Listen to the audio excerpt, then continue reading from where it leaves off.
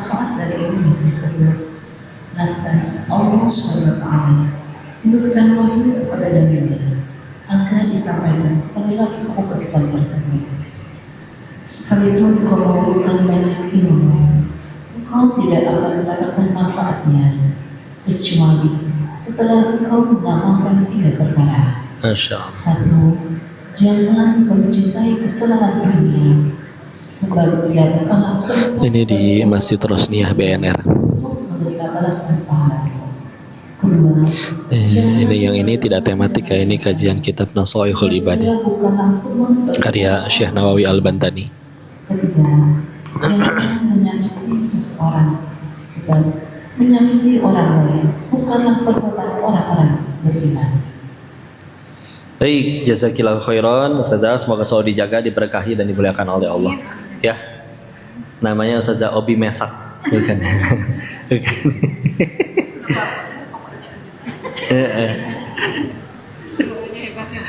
Masya Allah. Jadi lihat 3 syarat ilmu bermanfaat, ya. Di bawahnya nanti ada penegasan, sekalipun engkau mengumpulkan banyak ilmu. Para bidadari Samara tiap hari ngaji, kumpul nih banyak ilmu, kamu nggak akan dapat manfaat dari ilmu yang udah kamu kumpulin kecuali setelah engkau mengamalkan 3 perkara, ya. Jadi sini tadi dikasih dulu riwayatnya. Dulu ada seorang lelaki Bani Israel, ia punya 80 peti. Isinya penuh sama kitab-kitab. Namun ironisnya, dia belum mendapatkan manfaat dari ilmunya tersebut, ya. Lantas Allah Subhanahu wa taala menurunkan wahyu kepada nabinya agar disampaikan kepada lelaki pengumpul kitab tersebut, ya.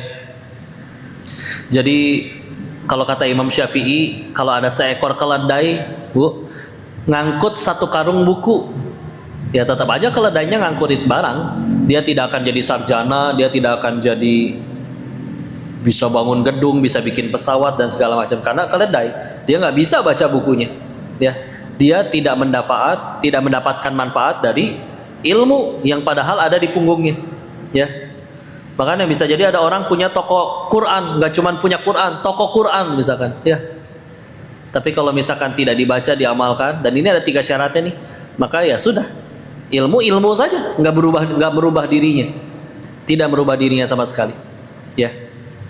Makanya kadang izin jangan heran kalau misalkan ada pakaiannya Islami, gelarnya mungkin, mohon maaf ya, oknum ini mah ya, ada yang oknum kiai, oknum penceramah, ngajarin agama, tapi ternyata ada perbuatan yang tidak baik.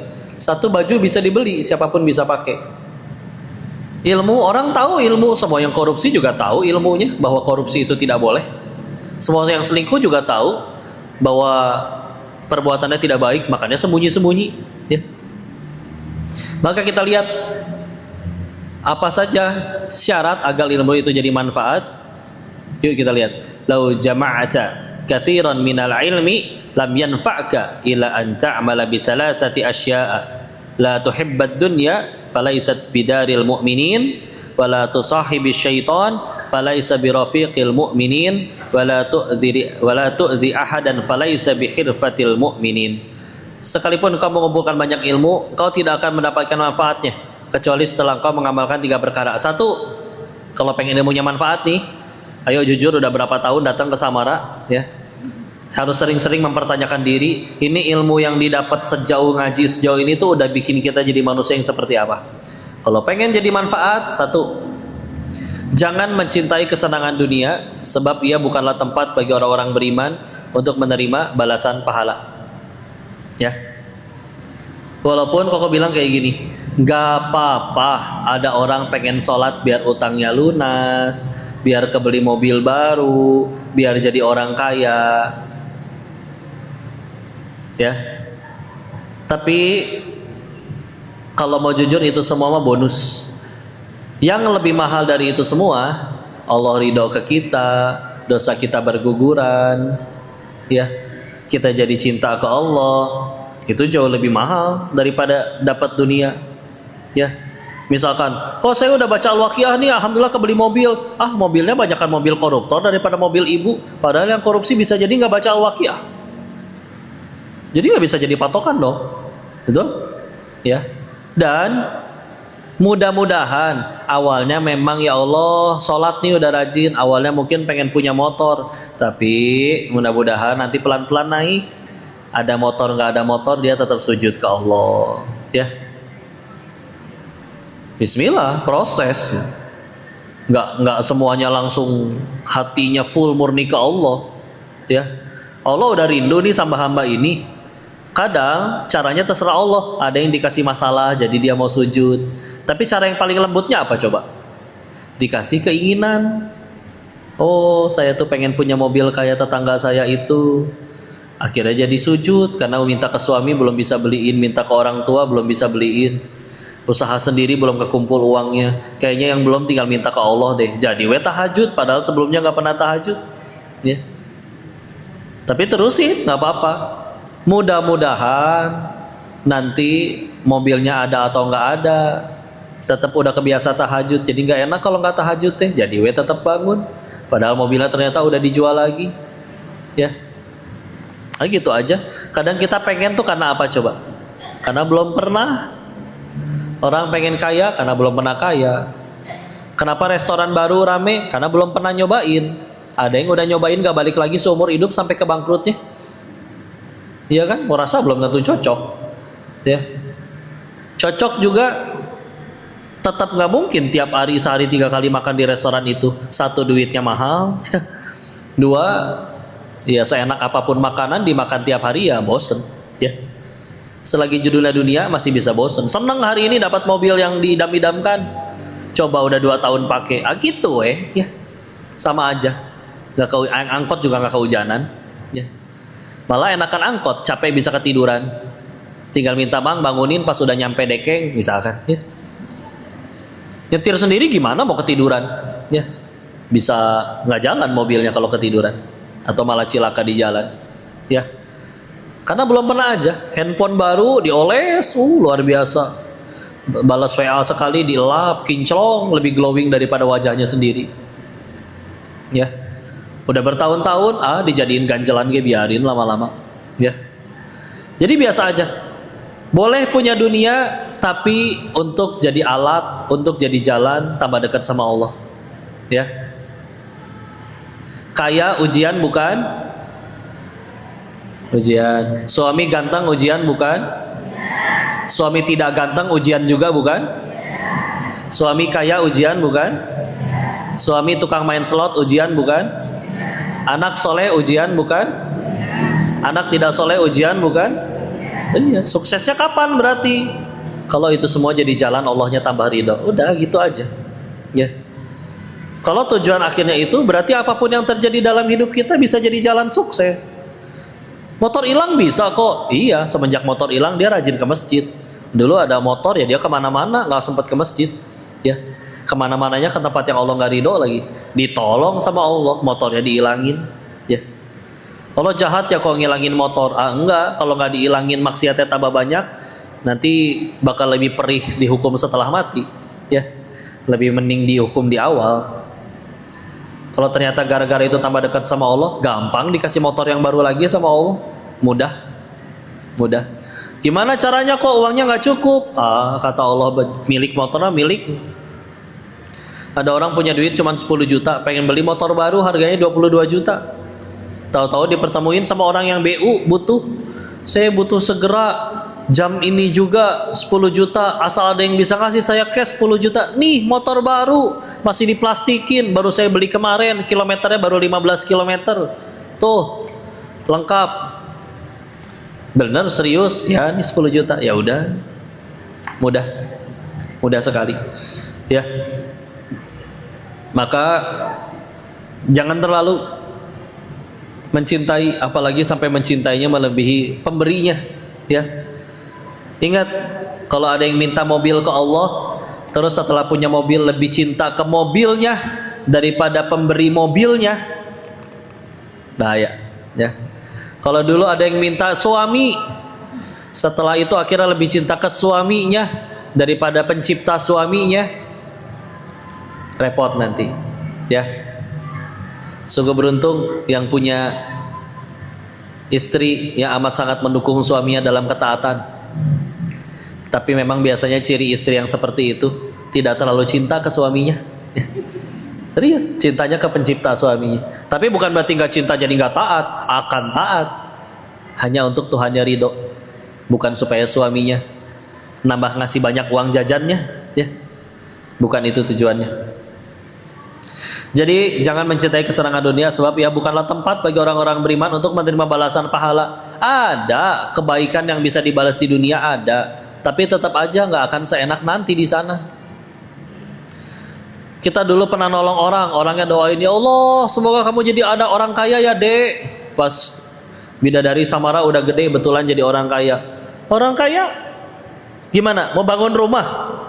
Nunggu setahun lagi dulu, karena harus disusun dari semen, bata. Gak mungkin simsalabim jadi. Kok bisa beli rumah jadi? Gak sesuai denahnya, ya. Kebangun rumah, bisa beli alat-alat TV, sofa segala macam, tetap aja kudu digotong-gotong dulu, ya. Dunia mah serba gitu, nanggung. Bisa beli 100 porsi atau bisa bangun 100 restoran, perutnya nggak muat, ya. Dimakanin semua, kenyang nggak akan enak. Salah satu yang bikin makan jadi enak karena lapar, ya. Nggak lapar nggak enak, ya. Mentok perutnya, gitu, ya. Bukan nggak boleh punya, tapi sekali lagi bisa bosan, ya. Punten, betulan. Hari ini bidadari Samara dikasih uang 100 juta, senang tidak? Senang. Misalkan ada jodohnya harinya, bidadari Samara setiap hari dikasih uang 100 juta dari Allah, setiap hari dapat 100 juta bertahun-tahun. Percaya nggak percaya? Nanti kalian bisa bosan. Kalau ada yang komplain, masa iya kok terima duit 100 juta tiap hari bisa bosan? Kalau ada yang komen gitu, berarti ibu belum pernah sekaya itu. Udah, gitu aja, ya. Maka biasa aja. Jadi lihat, kalau pengen ilmunya manfaat, biasa weh sama dunia, ya. Dan seharusnya ilmu makin banyak, makin tahu tentang Islam, tentang Allah, makin cinta. Dan juga kita mengikuti orang-orang yang amat sangat mencintai Allah, Rasul dan para pengikutnya. Serius, nanti lama-lama nggak heboh, nggak lebay. Dulu mungkin tetangga datang pakai mobil baru, wih masya Allah keren banget, kamu panutan. Sekarang, oh iya, masya Allah, udah biasa weh. Ikut seneng, nggak ngehina juga, nggak. Allah mobil doang kaleng, nggak usah bilang gitu, ya. Wih itu gubernur doang, Allah gubernur. Paling juga kampanyenya bagi-bagi duit. Nggak usah jelek-jelekin orang, biasa aja, ya. Seperlunya, sewajarnya, ya. Itu aja. Yang pertama, satu, jangan mencintai kesenangan dunia, ya. Yang kedua, jangan berteman dengan syaitan, sebab dia bukanlah teman bagi orang beriman, ya. Kok gimana temenan sama syaitan? Saya nggak punya grup WA yang sama syaitan. Ciri berteman dengan syaitan di sini adalah ya kita ngikutin apa aja yang disuruh, ya. Nggak ada yang ngeliat tuh, ambil. Orang itu nyebelin tuh, hina, ya. Pengen punya motor nih, nabung nggak cukup, ada jalan tuh, tapi masih cicil ke leasing, tapi riba gimana? Gak peduli, riba, ya. Ya. Maka itu ciri berteman dengan syaitan, segala apa diturutin. Cantik tuh, colek, ya. Gak bisa, ya. Kita diliatin lagian. Ada orang bisa nggak jadi selingkuh tuh gara-gara ketemu tetangganya di lobi hotel, ya. Padahal surga kita nggak di mulut tetangga. Maka yuk ingat ya ke Allah, ya. Jangan berteman dengan syaitan, sebab ia bukanlah teman bagi orang-orang beriman. Masih ingat gak surat Ibrahim ayat 22? Yuk lihat lagi dulu yuk, sebelum masuk ke yang ketiga. Buka surat ke-14, surat Ibrahim ayat 22. Monggo. Ini kok yang bacain aja ya, izin. Surat Ibrahim ayat 22. Udah ketemu semua? Biar sama-sama baca. Yang mau di handphone gak apa-apa ya. Silakan.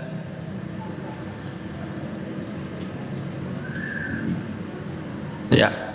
Surat Ibrahim ayat 22, surat ke-14. Dan setan berkata, ketika perkara hisab telah diselesaikan, Ya, sila sesungguhnya Allah telah kedengaran jelas ya dari tadi suaranya ya. janji yang benar, dan aku pun telah menjanjikan kepadamu, tetapi aku menyalahinya.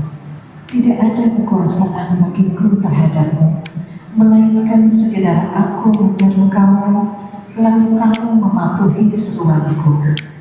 Oleh sebab itu, janganlah kamu mencerca aku, tetapi cerca Teman-teman juga buka ya surat 14 Ibrahim. Surat 14 Ibrahim ayat 22. Surat 14 surat Ibrahim ayat 22. Sesungguhnya aku tidak Yuk cari Quran. perbuatanmu Lihat. mempersekutukan aku dengan Allah sejak dahulu. Sungguh orang yang zalim akan mendapat siksaan yang pedih. Jazakillahu khairan Ustazah. Semoga dijaga, diberkahi, dimuliakan oleh Allah. Yuk, ini pidatonya syaiton ketika nanti udah hari akhir, hari hisab udah beres nih, udah ketahuan siapa yang ke surga, siapa yang ke neraka. Ya, di hadapan orang yang pada ke neraka, syaitonnya ngomong kayak gini, dan setan berkata ketika perkara hisab telah diselesaikan, hei ahli neraka, sesungguhnya Allah telah menjanjikan kepadamu janji yang benar. Ya, jadi di hari akhir udah kita ngikutin dia terus nih selama di dunia. Begitu ternyata naudzubillah misalkan kita ke neraka, setannya malah ngomong, yang benar tuh janji Allah tahu. Aku pun telah menjanjikan kepadamu, tetapi aku menyalahinya. Aku juga janji, tapi bohong. Suruh siapa ngikutin? Yang benar Allah, ya. Tidak ada kekuasaan bagiku terhadapmu, melainkan sekedar aku menyeru kamu, lalu kamu mematuhi seruanku. Aku gak punya kuasa apa-apa sama kamu. Aku nyuruh kamu zina, selingkuh. Kalau kamu gak selingkuh, aku bisa apa? Nonjok kamu gitu, jambak rambut kamu? Enggak. Aku gak suka kamu sholat. Kalau misalkan kamu tetap ambil wudhu sholat, aku gimana emang? Pernah gitu, diumpetin mukenanya gitu sama aku? Enggak. Aku cuma bisa nyuruh kamu, kamunya yang nurut. Maka oleh sebab itu, janganlah kamu mencerca aku, tetapi cercalah dirimu sendiri. Kenapa kamu mencuri? Ini gara-gara bisikan syaitan. Nyalahin. Aku mah cuma bisa bisikin, kalau kamu gak mau nyuri gimana? Jadi, jangan cerca aku, cerca dirimu sendiri. Suruh siapa nurut. Gitu kan, sama kan nyebelinnya, ya. Aku tidak dapat menolongmu, dan kamu pun tidak dapat menolongku. Dulu kan dijanjiinnya bohong kita, ya. Nih kamu nanti kalau datang ke mbah itu bisa kaya, ya. Di hari itu aku nggak bisa nolong kamu. Di dunia bisa petantang petenteng. Wah, aku udah kedukun itu, aku udah punya kerjasama dengan jin ini. Aku nanti nggak mempan kalau dibacok, bisa petantang petenteng. Di sana aku nggak bisa nolong kamu, kamu juga nggak bisa nolong aku. Sesungguhnya aku tidak membenarkan perbuatanmu menyekutukan aku dengan Allah sejak dahulu. Di akhir dia bilang bahwa aku nggak pernah bilang loh kalau perbuatan kamu syirik kayak gitu, nyekutuin aku dengan Allah. Aku nggak pernah bilang itu bener. Kamunya aja yang nurut, kamunya aja yang pengen cepet kaya, kamunya aja yang pengen naik jabatan, ya. Sungguh orang yang zolim akan mendapat siksaan yang pedih. Syukurin, kamu zolim, kamu bakal disiksa loh, pedih. Sakit hati, ya. Dulu kita di dunia bisa jadi maksiat karena ngikutin syaitonnya. Di hari itu setannya berkata kayak begini, pengkhianatan paling besar ini, ya. Kita kadang punten ya, yang kalau ada cerita-cerita pesugihan demi bisa kaya harus bunuh bayi sendiri, itu betulan ada, ya. Di hari akhir setannya akan berkata ketika yang syiriknya itu disiksa, aku gak pernah bilang perbuatanku benar. Kitanya udah nyampe mengkhianati, ya. Naudzubillah, bayangin, ya, sampai ada yang disuruh untuk ngegali kubur orang, terus ambil jempolnya, Jempol kakinya nggak boleh dicabut pakai tangan atau pakai pisau, harus digigit pakai mulut. Ada yang nurut. Kebayang itu setan pas ngelihat manusia kayak gitu ngakaknya kayak gimana? Wah, bodoh banget ini orang. Jelas-jelas rezeki dari Allah, dia nurut mau ngelakuin itu semua. Sediain kopi, ayam cemani. Semudah apa? Semudah kita ambil wudhu, sujud, minta ke Allah. Serius. Gampang banget. Ya. Tapi kadang ada yang boyab. Udah gitu ketemunya dukun cabul. Dianya perempuan, pengen jadi penyanyi dangdut kenamaan. Wah, ini supaya melepaskan aura kamu, harus saya mandiin pakai 7 kembang. Ya Allah. Udahlah. Ya. Akhirnya tapi gara-gara itu saya betulan jadi kaya kok. Orang-orang kaya jadi naksir setelah aku pakai susu kacang hijau kah, susu naon weh segala ya. Ya punten, kalau gara-gara itu tambah jauh dari Allah. Lagian biasanya yang bisa tertarik sama orang yang pakai susu kayak gitu-gitu ya, bulu perindu, semar mesem, jaran goyang kayak gitu-gitu ya. Punten ya, biasanya bapak-bapak yang pada nggak sholat ya, yang asli soleh takwa boro-boro tertarik ya. Tertariknya sama yang tertutup syar'i, lagi ngapalin Quran, menjaga, oh itu idaman ya. Sama yang tiap hari, ya mohon maaf ya, pakaiannya terbuka, dipamerkan hanya untuk jadi duit. Maaf, tidak minat sama sekali ya. Karena dia sedang nyari yang menggandeng tangannya ke surga, bukan sekedar pemuas syahwat, mohon maaf. Dia sedang mencari calon ibu yang baik bagi anak-anaknya ya. Bukan sekedar ya tadi. Tapi betulan cantik. Cantik gimana sih? Dimakan usia kok. Ya. Ibu, para bidadari Samara yang insya Allah tetap menjadi bidadari. Yang sekarang kalau sekarang tiap pagi ngaca sudah mengeluhkan kerutan-kerutan di sini. Wrinkle-wrinkle ya. Kalian kan pernah di masa kejayaan juga kan? Saat umur 17 18 pernah kenceng tuh katanya ya. Sekarang ya gimana ya, hukum alam tidak bisa dilawan ya. Mau ditarik benang, pasang asbes, diganjel seng ya, tetap aja ya. Mau pakai serum anti aging, nggak cuman dioles, diminum, diseduh, bahkan direndam semalaman ya. Nggak bisa melawan ya. La haula wala quwata illa billah. Ya. Jangan berteman dengan syaitan, jangan diikutin. Serius. Ya. Yang ketiga, syarat supaya ilmunya bermanfaat, jangan menyakiti seseorang, sebab menyakiti orang lain bukanlah perbuatan orang-orang beriman. Lihat, ciri orang ngajinya benar, nggak mau zolim ke orang. Nggak apa-apa, kita aja yang rugi. Ya. Apa-apa, kita aja yang rugi. Jangan zolim. Dia mulai lebih mikirin orang lain. Latihan sederhana, contoh, lihat kalau lagi prasmanan, kalau kita yang sibuk nyari ayam yang paling gede, ya, lama-lama bergeser. Udah, saya mah yang ini aja, yang paling dekat, yang lain biar yang lain lebih kenyang. Barangkali ada yang lebih lapar. Aku mah bismillah, ntar aja. Tuh, pelan-pelan. Latihan sederhananya itu dulu aja. Ya, itu dulu aja. Jangan ngerugiin orang. Apalagi kita nyakitin orang. Orang itu doa ke Allah. Kita tahu salah satu doa yang mustajab, doa orang yang terzolimi. Jangan zolim ke orang. Ya. Itu 3 syarat agar ilmunya bermanfaat. Ya. 1, jangan mencintai kesenangan dunia. 2, jangan berteman dengan syaitan. 3, jangan menyakiti seseorang. Lanjut, hikmah nomor 16. Monggo dilanjutkan, dibacakan.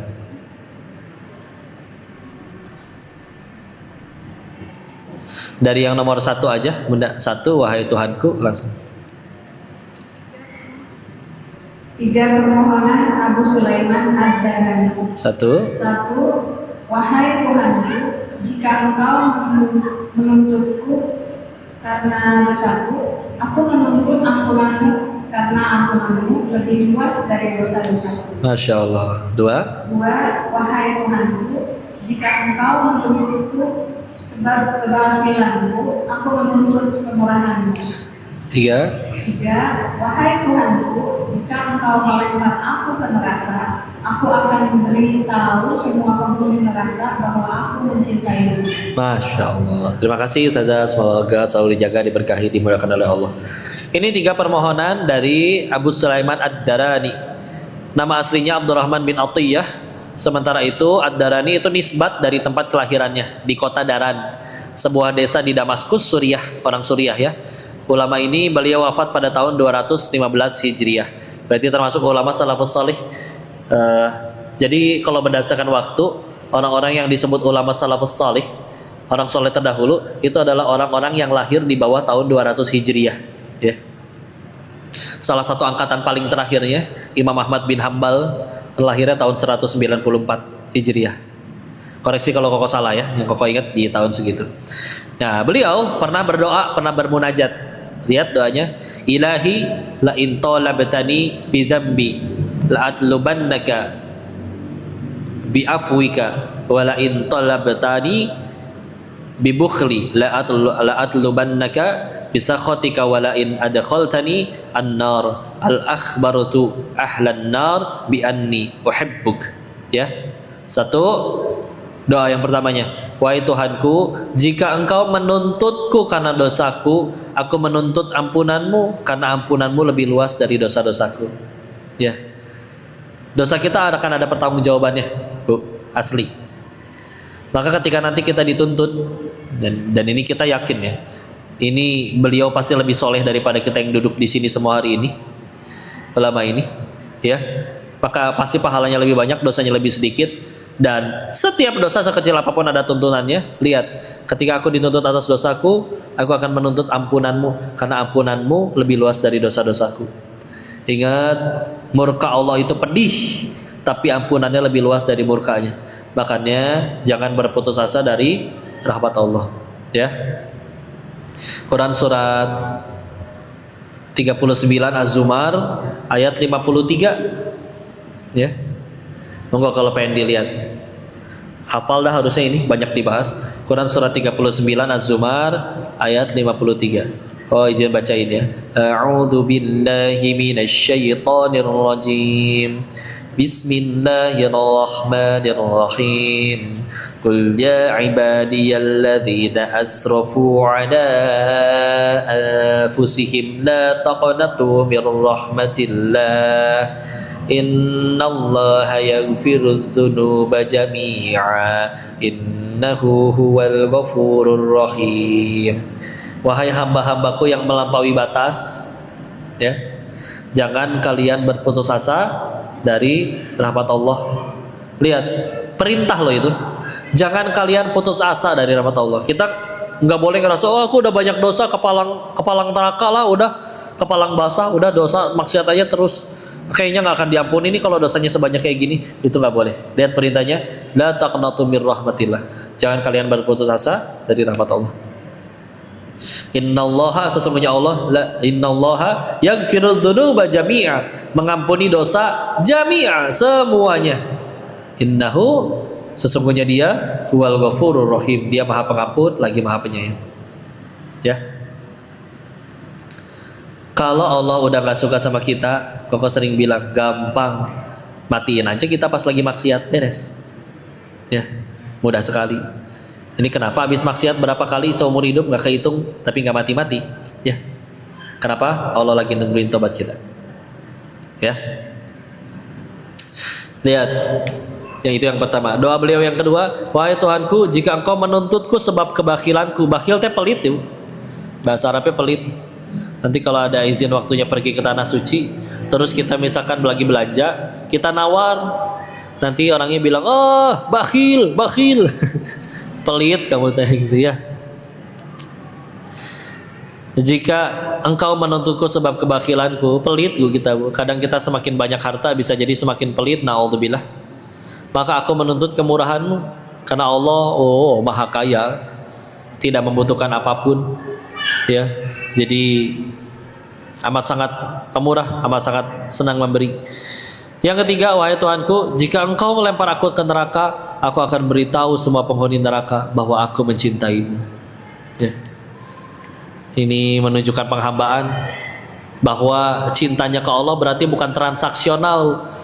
Kalau Engkau ngasih aku harta dan jabatan, ya Allah, baru aku mencintaimu. Oh enggak, ini bukan hamba yang seperti itu. Lihat, beliau ini bahkan kalau misalkan dilemparkan neraka, dia percaya Allah maha baik, Allah maha adil. Kalau ternyata aku masih sampai masuk neraka, berarti memang karena menurut Allah aku belum pantas untuk ke surga. Dan berarti yang maha tahu menunjukkan, berkeputusan bahwa aku lebih tepat berada di neraka.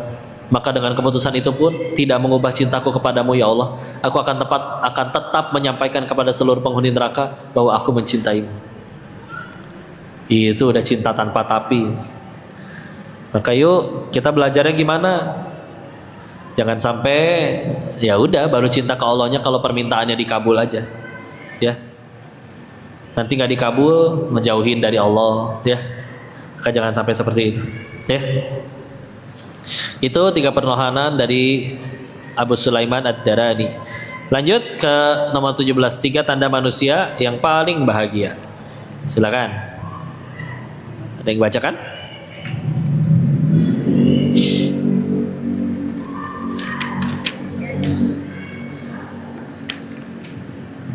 Manusia yang paling bahagia adalah memiliki 1. Hati yang sadar bahwa Allah senantiasa bersama dimanapun dia berada. 2. Raga yang sabar dan tangguh menjalani kebutuhan Allah. 2.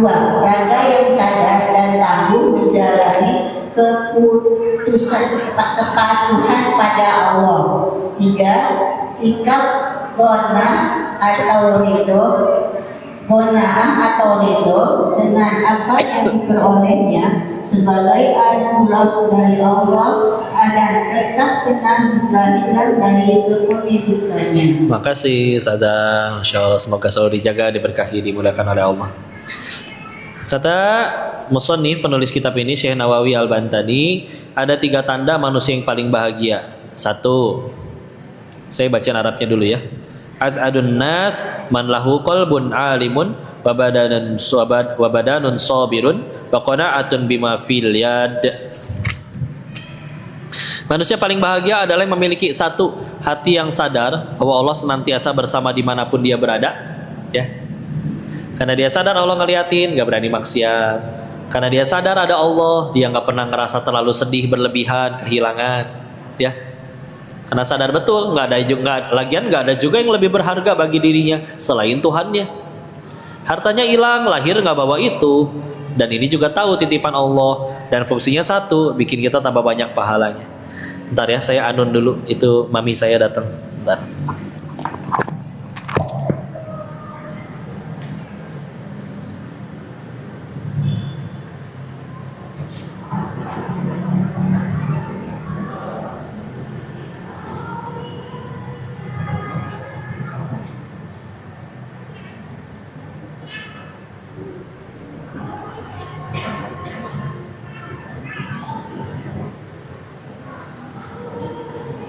Alhamdulillah.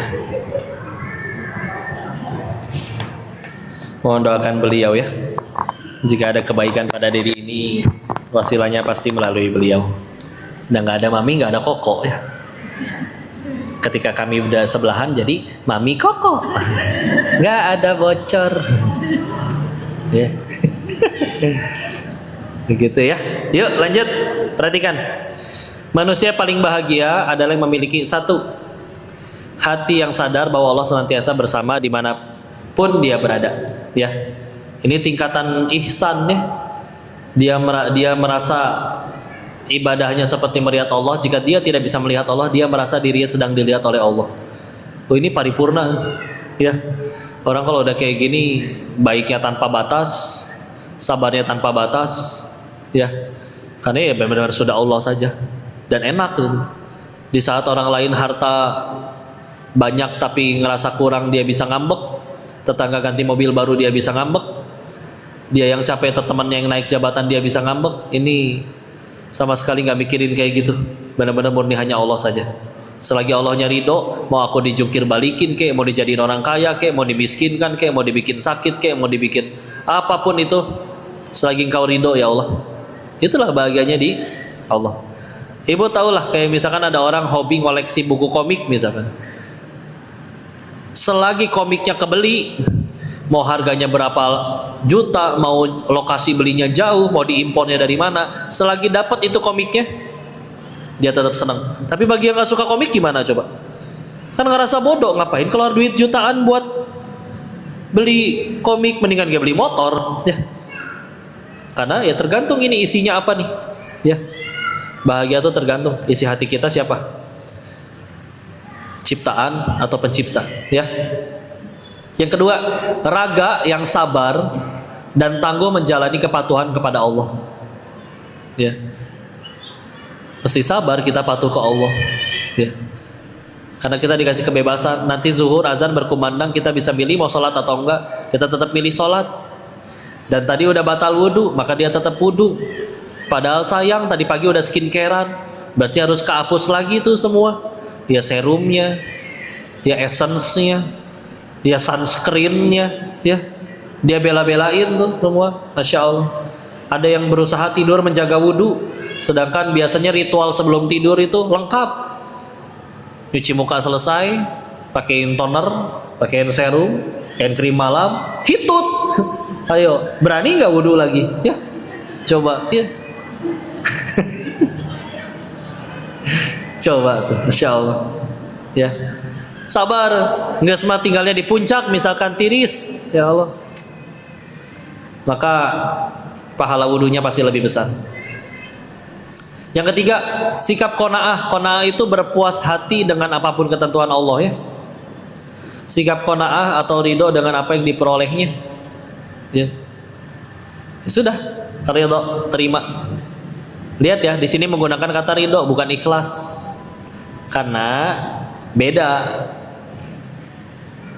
Contoh, kecopetan harus ikhlas atau harus ridho? Ikhlas. Ridho.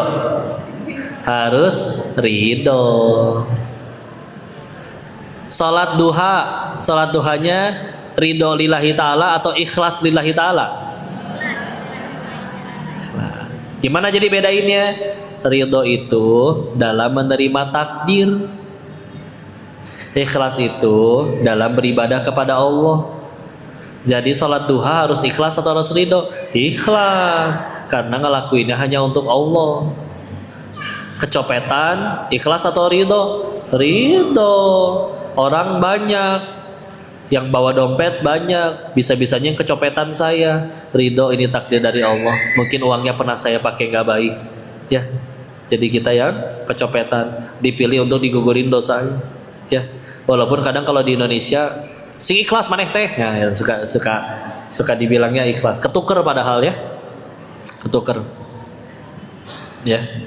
Maka lihat sikap qanaah atau ridho dengan apa yang diperolehnya sebagai anugerah dari Allah, dan tetap tenang jika hilang dari kepemilikannya, ya, karena sadar betul bukan punya dia, ya. Ingat tidak kisah ini diriwayatkan salah satu sahabat Nabi yang paling akhir-akhir wafat. Ada juga yang berpendapat beliau tabiin, ya, tapi saya ada penjelasan bahwa beliau ini termasuk sahabat. Namanya Abu Kilabah Al-Jarmi. Abu Kilabah Al-Jarmi.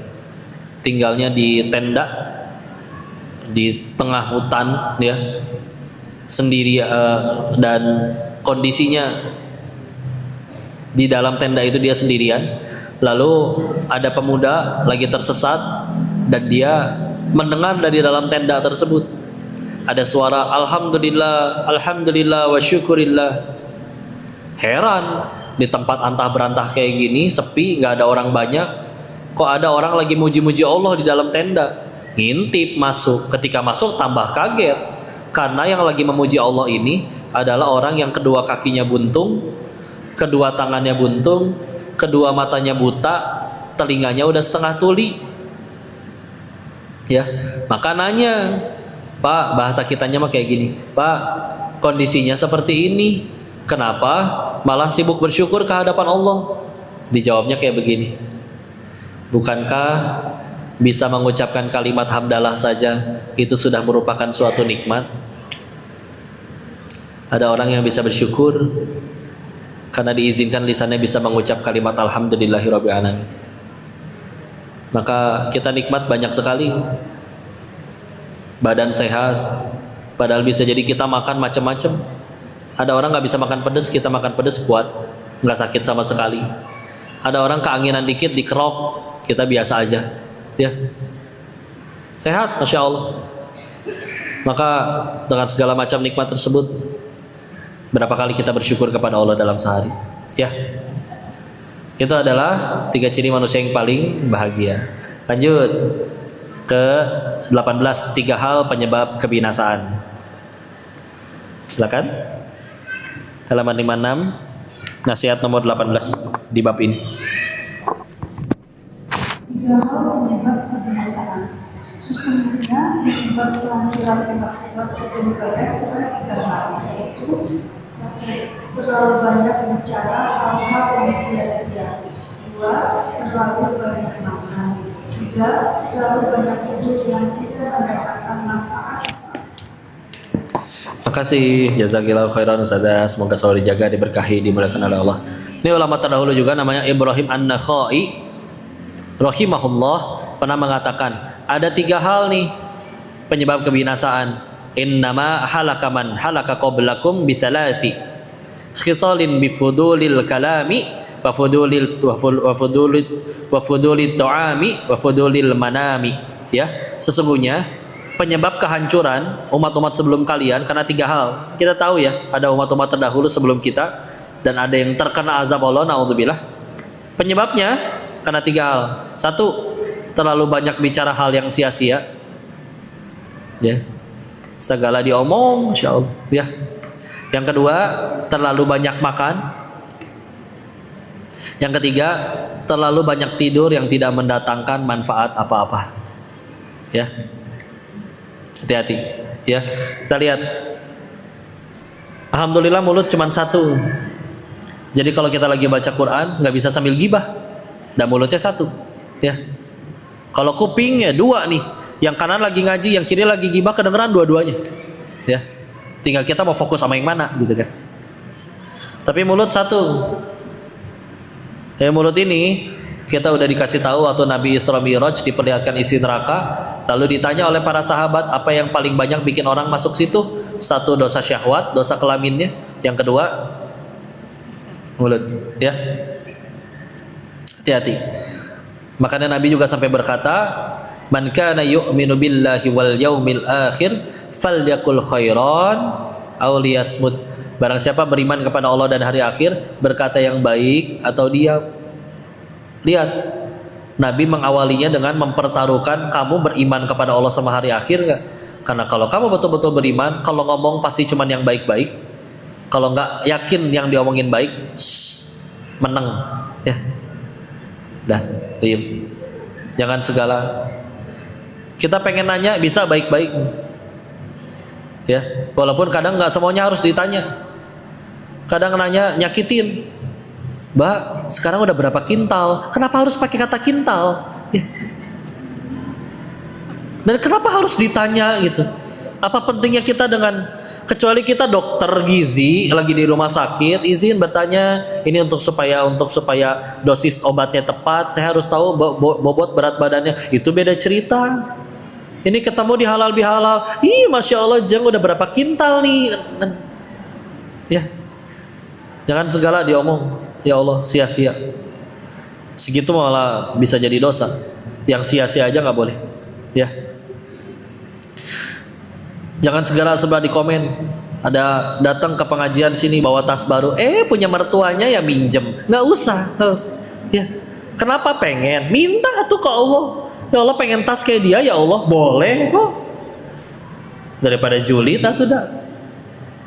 Meskipun banyak doa yang lebih baik, minta hidayah, minta husnul khotimah. Aduh, jangan segala diomong. Hati-hati juga jangan berdusta. Orang beriman, orang mukmin itu bukan orang yang nggak bisa dosa, tapi orang mukmin betulan dia nggak bisa dusta, nggak bisa bohong. Bahkan kalau bohongnya bikin dia harus mati gara-gara menentang kezoliman, ya. Dulu Nabi Musa juga disuruh mengakui aku adalah Tuhan. Faqala ana rabbukumul a'la. Firaun ngaku-ngakunya Tuhan. Dijawab, enggak, kamu ciptaan, ada Tuhan namanya Allah. Taruhannya apa? Nyawa tuh ngomong kayak gitu di hadapan Firaun. Tapi nggak mau dusta, ya. Hati-hati ya, termasuk ketika bercanda.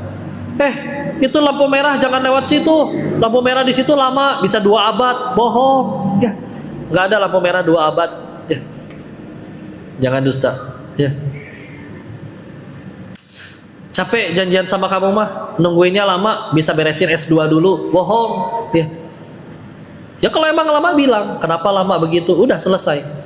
Nggak usah dihiperbolain. Kemarin kamu bisul ya? Iya, bisulnya segede rumah. Bohong, ya. Gimana bisul segede rumah? Ya. Jangan dusta, ya. Hati-hati bicara. Dan perhatikan, Nabi juga bersabda, min husni islamil mar'i tarkuhu ma la ya'ni. Tanda dari baiknya Islam seseorang, dia akan meninggalkan sesuatu yang tidak bermanfaat, ya. Karena punten ya, bisa jadi ada harinya, ada orang yang lahirnya bareng, meninggalnya bareng, tanggal lahirnya sama, tanggal meninggalnya sama. Tahu-tahu dia lihat, kok dia mah surganya tinggi pisan. Ya ternyata pasti ada perbedaan dalam penggunaan waktunya. Misalkan kita waktu luang memilih untuk, ya nggak jadi dosa sih, tapi nggak jadi pahala juga. Main bola misalkan, ada yang menggunakan waktu luangnya untuk baca Quran. Walaupun iya ada main bola yang berpahala juga ada. Dia main bolanya niatnya bukan cuma pengen sekedar, niat olahraga macam-macam. Ada yang untuk jaga kesehatan, ada yang emang supaya dibilang keren gara-gara pas nyetak gol, ya. Ada yang untuk dipuji, ada yang untuk dibayar main bola, ya pemain bola coba. Ada yang main bola karena dibayar, ya. Nah, ini kalau misalkan niat main bolanya untuk jaga kesehatan, nah itu mungkin masih bisa ada nilai amal soleh, ya. Tapi lihat cara ngelihat min husni islamil mar'i, tanda bener urusan perkara Islamnya seseorang. Ini orang Islamnya benar atau enggak? Tarkuhu ma la ya'ni, dia akan meninggalkan yang enggak manfaat. Ya. Lama-lama ya punten ya. Saya rasa seiringan dengan umur lah. Dulu waktu masih sekolah, kalau lagi libur panjang habis ujian nasional, ya ada waktunya kumpul main sama teman-teman sampai jam 3 nonton bola. Ngalor ngidul main game, bahas apa. Tapi makin gede mah tuh, selain badan juga sudah tidak kondusif lagi, sudah tidak sekuat seperti dulu begadangnya. Ya mulai atuh ngapain? Besok harus kerja, ada kewajiban, ya. Dan juga sudah ada orang-orang yang disayang. Misalkan ada anak lagi lucu-lucunya, ya dia nggak akan milih nongkrong sama teman-temannya sampai jam 3 pagi juga, ya. Ya akan seiring itu berjalan dengan waktu, ya.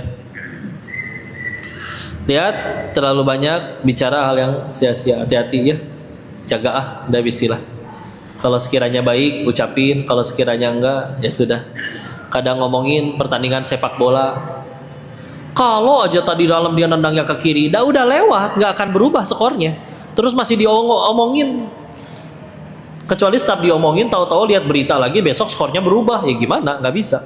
Ya, pertandingannya udah lewat. Perhatikan, yang kedua, terlalu banyak makan. Kita tahu ya, orang katanya makin besar, makin dewasa, makin tua, makin banyak penyakitnya. Penyakitnya dari mana? Salah satu andilnya ya makanan, ya. Nggak akan orang kena penyakit diabetes kalau misalkan makan gulanya nggak berlebihan.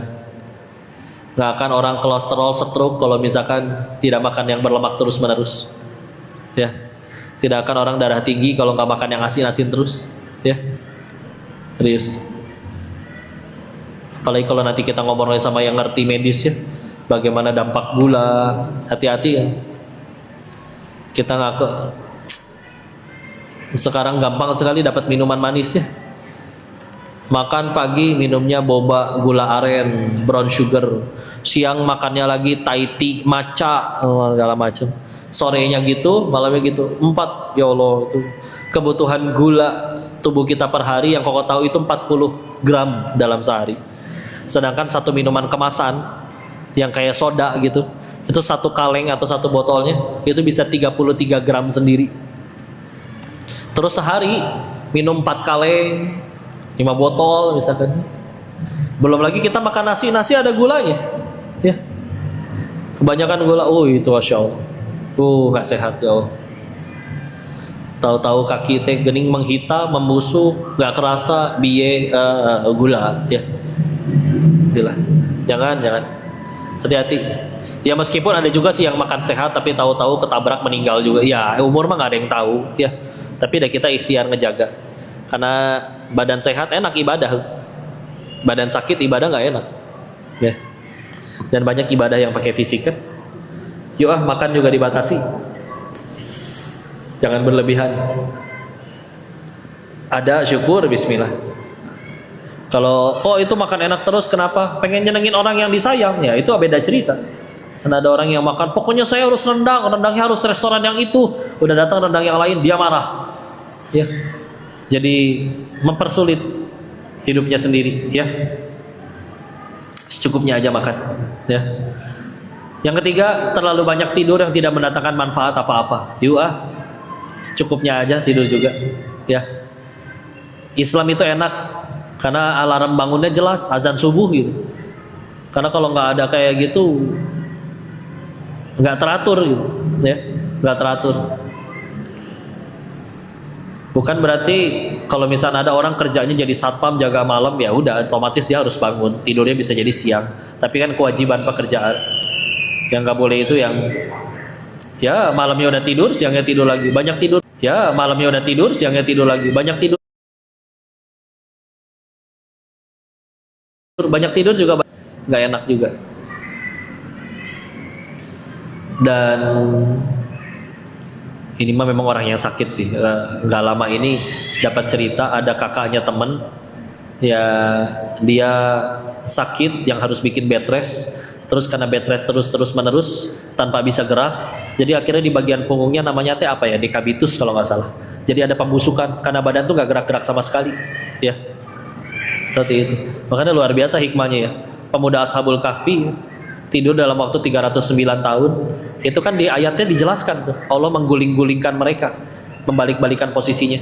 Karena tidur yang sama di posisi yang lama itu darah gak ngalir ke situ, mati, pembusukan bisa terjadi, ya.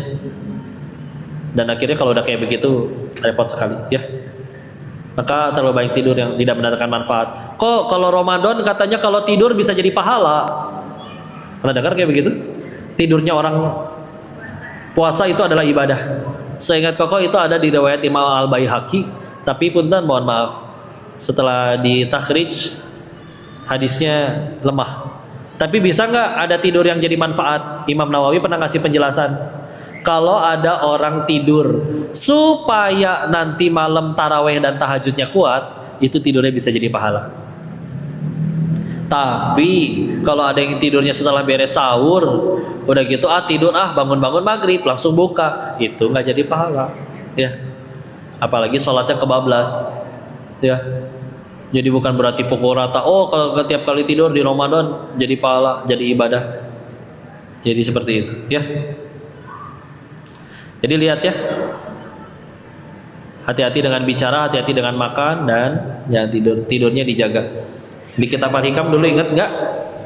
Ada tanda dari wali-walinya Allah. Jadi beliau pernah bertemu dengan wali-walinya Allah. Persamaan dari semua kekasih Allah itu salah satunya adalah mereka lebih sering lapar daripada kenyang, ya. Jadi makan seperlunya. Kalau makan pun tetap makan, tapi supaya badan sehat jadi bisa ibadah. Udah, bukan untuk muasin nafsu, ya. Yang kedua juga memang lebih banyak bangun malam ya untuk tahajud. Tidurnya secukupnya, seperlunya, ya. Capek istirahat, tapi senang sekali bangun malam, ya. Seperti itu. Lanjut, nomor 19, nasihat nomor 19. Yuk.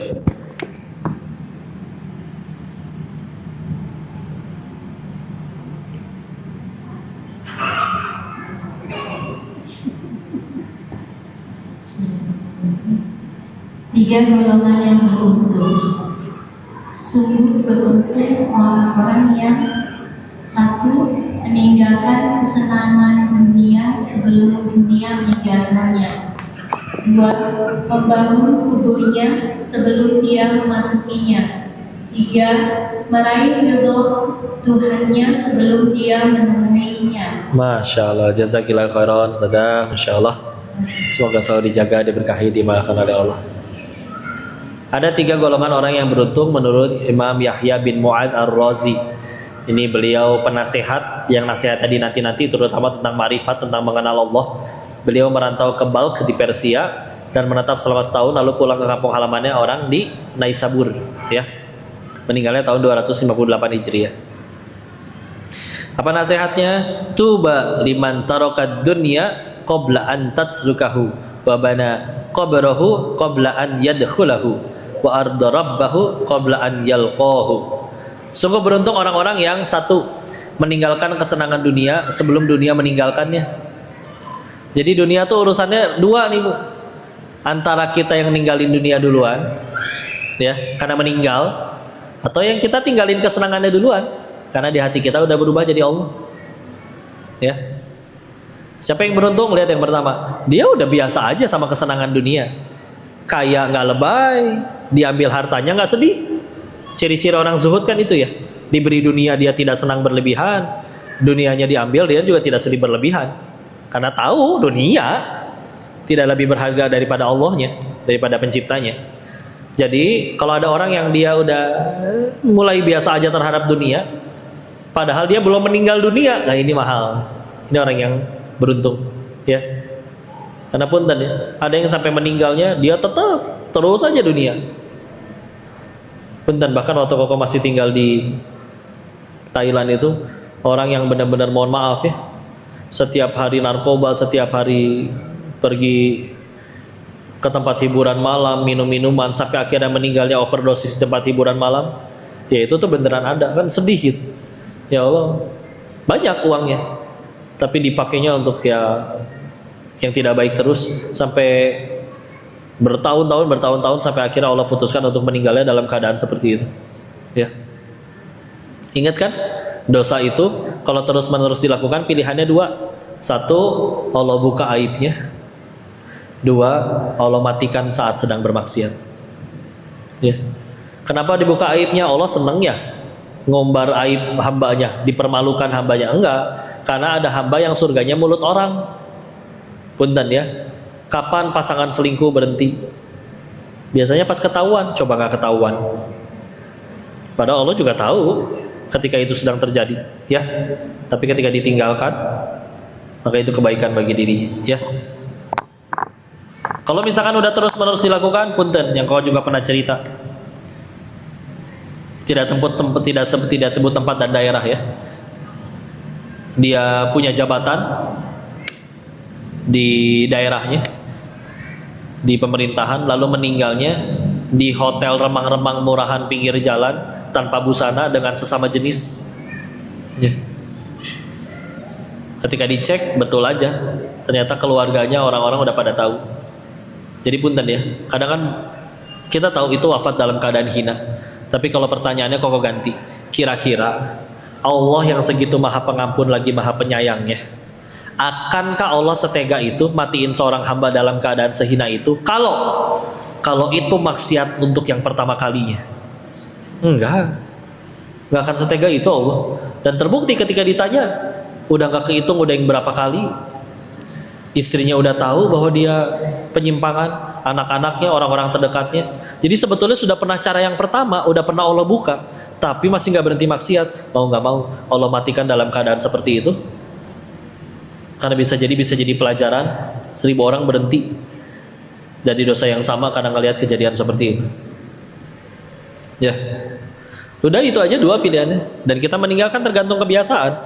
Kalau misalkan ternyata kebiasaan yang ngaji lagi, hidupnya hampir 24 jam di masjid terus misalkan, ya kecil peluangnya dia meninggal di tempat dugem, ya karena jarang kesananya gitu ya. Karena bisilah, ya seperti itu. Pemain bola, kalau ada orang yang meninggalnya di lapangan bola, siapa? Pemain bola pernah ada betulan tuh, lagi main bola kena serangan jantung. Pemain bola soalnya. Kan jarang-jarang tukang jahit meninggal di lapangan bola.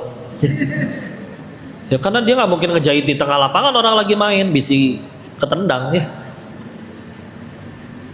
Tapi lainnya dua tadi. Maka yuk tinggalkan kesenangan dunia sebelum dunia meninggalkannya. Kita duluan yang ninggalin kesenangan dunianya sebelum kitanya yang meninggal. Nanti kalau kita yang udah meninggal mau nggak mau kita ninggalin juga kan? Ya. Yang kedua, membangun kuburnya sebelum dia memasukinya. Ngerti nggak? Kita tahu nanti di sana itu kita perlu pengen punya istana di sana. Oh, ada caranya, yaitu bangun masjid. Pengen punya rumah di surga, dia ikut bangun masjid. Pengen dibangunkan surga, rumah, istana, maka ada amalannya. Menjaga sholat sunnahnya minimal 10 rakaat dalam sehari. Anggap ambil yang rawatib ya. Qobliyah subuh, terus qobliyah ba'diyah zuhur, ba'diyah maghrib, ba'diyah isya, udah 10 rakaat. Karena hadisnya jelas. Al-Qamaqala Rasulullah Muhammad SAW bersabda yang maknanya siapa sholat 10 rakaat sehari, ya sholat yang sunnah ya, maka Allah bangunkan baginya rumah di surga ya. Udah nyiapin duluan tuh ya. Nah itu Masya Allah. Sedekah dibanyakin karena dia tahu nih, karena kalau setiap kali sedekah duitnya tetap milik kalian, tapi udah pindah aja dari rekening dunia ke rekening akhirat. Dia udah nyiapin dulu buat hidupan setelah alam kuburnya sebelum dia masuk kuburan ya. Ini amat sangat beruntung. Yang ketiga, ada orang juga yang sudah meraih ridho Tuhannya sebelum dia menemuinya ya. Dari masih hidup aja kalau udah ridho nih ya, karena sudah jadi hamba yang Allah ridho, berbuat amal soleh, maka apalagi pas nanti ketika pulang menemui Allah.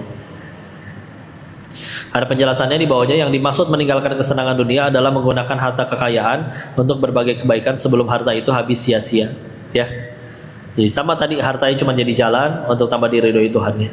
Yang dimaksud membangun kubur adalah mengerjakan amal soleh ya kan, yang dapat membuatnya nyaman di alam kubur.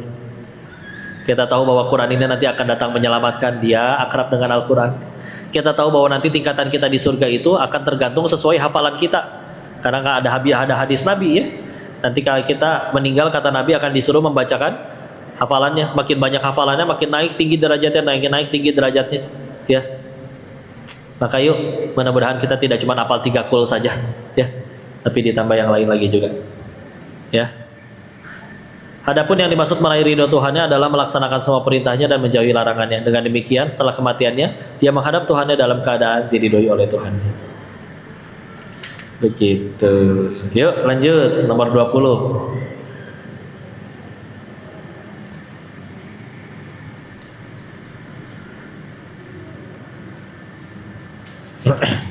Ini 30. Siapa yang tidak menjalankan 3 hal berikut: 1. Sunnah Allah, 2. Sunnah Rasulnya, dan 3. Sunnah para wali, maka dia tidak akan mempunyai kebaikan sedikit pun. Jazakillahu khairan. Terima kasih ya.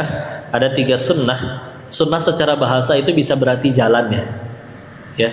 Sunnahnya Rasul ya, jalannya Rasul diikutin. Walaupun nanti secara istilah ma'udifa, apa yang disandarkan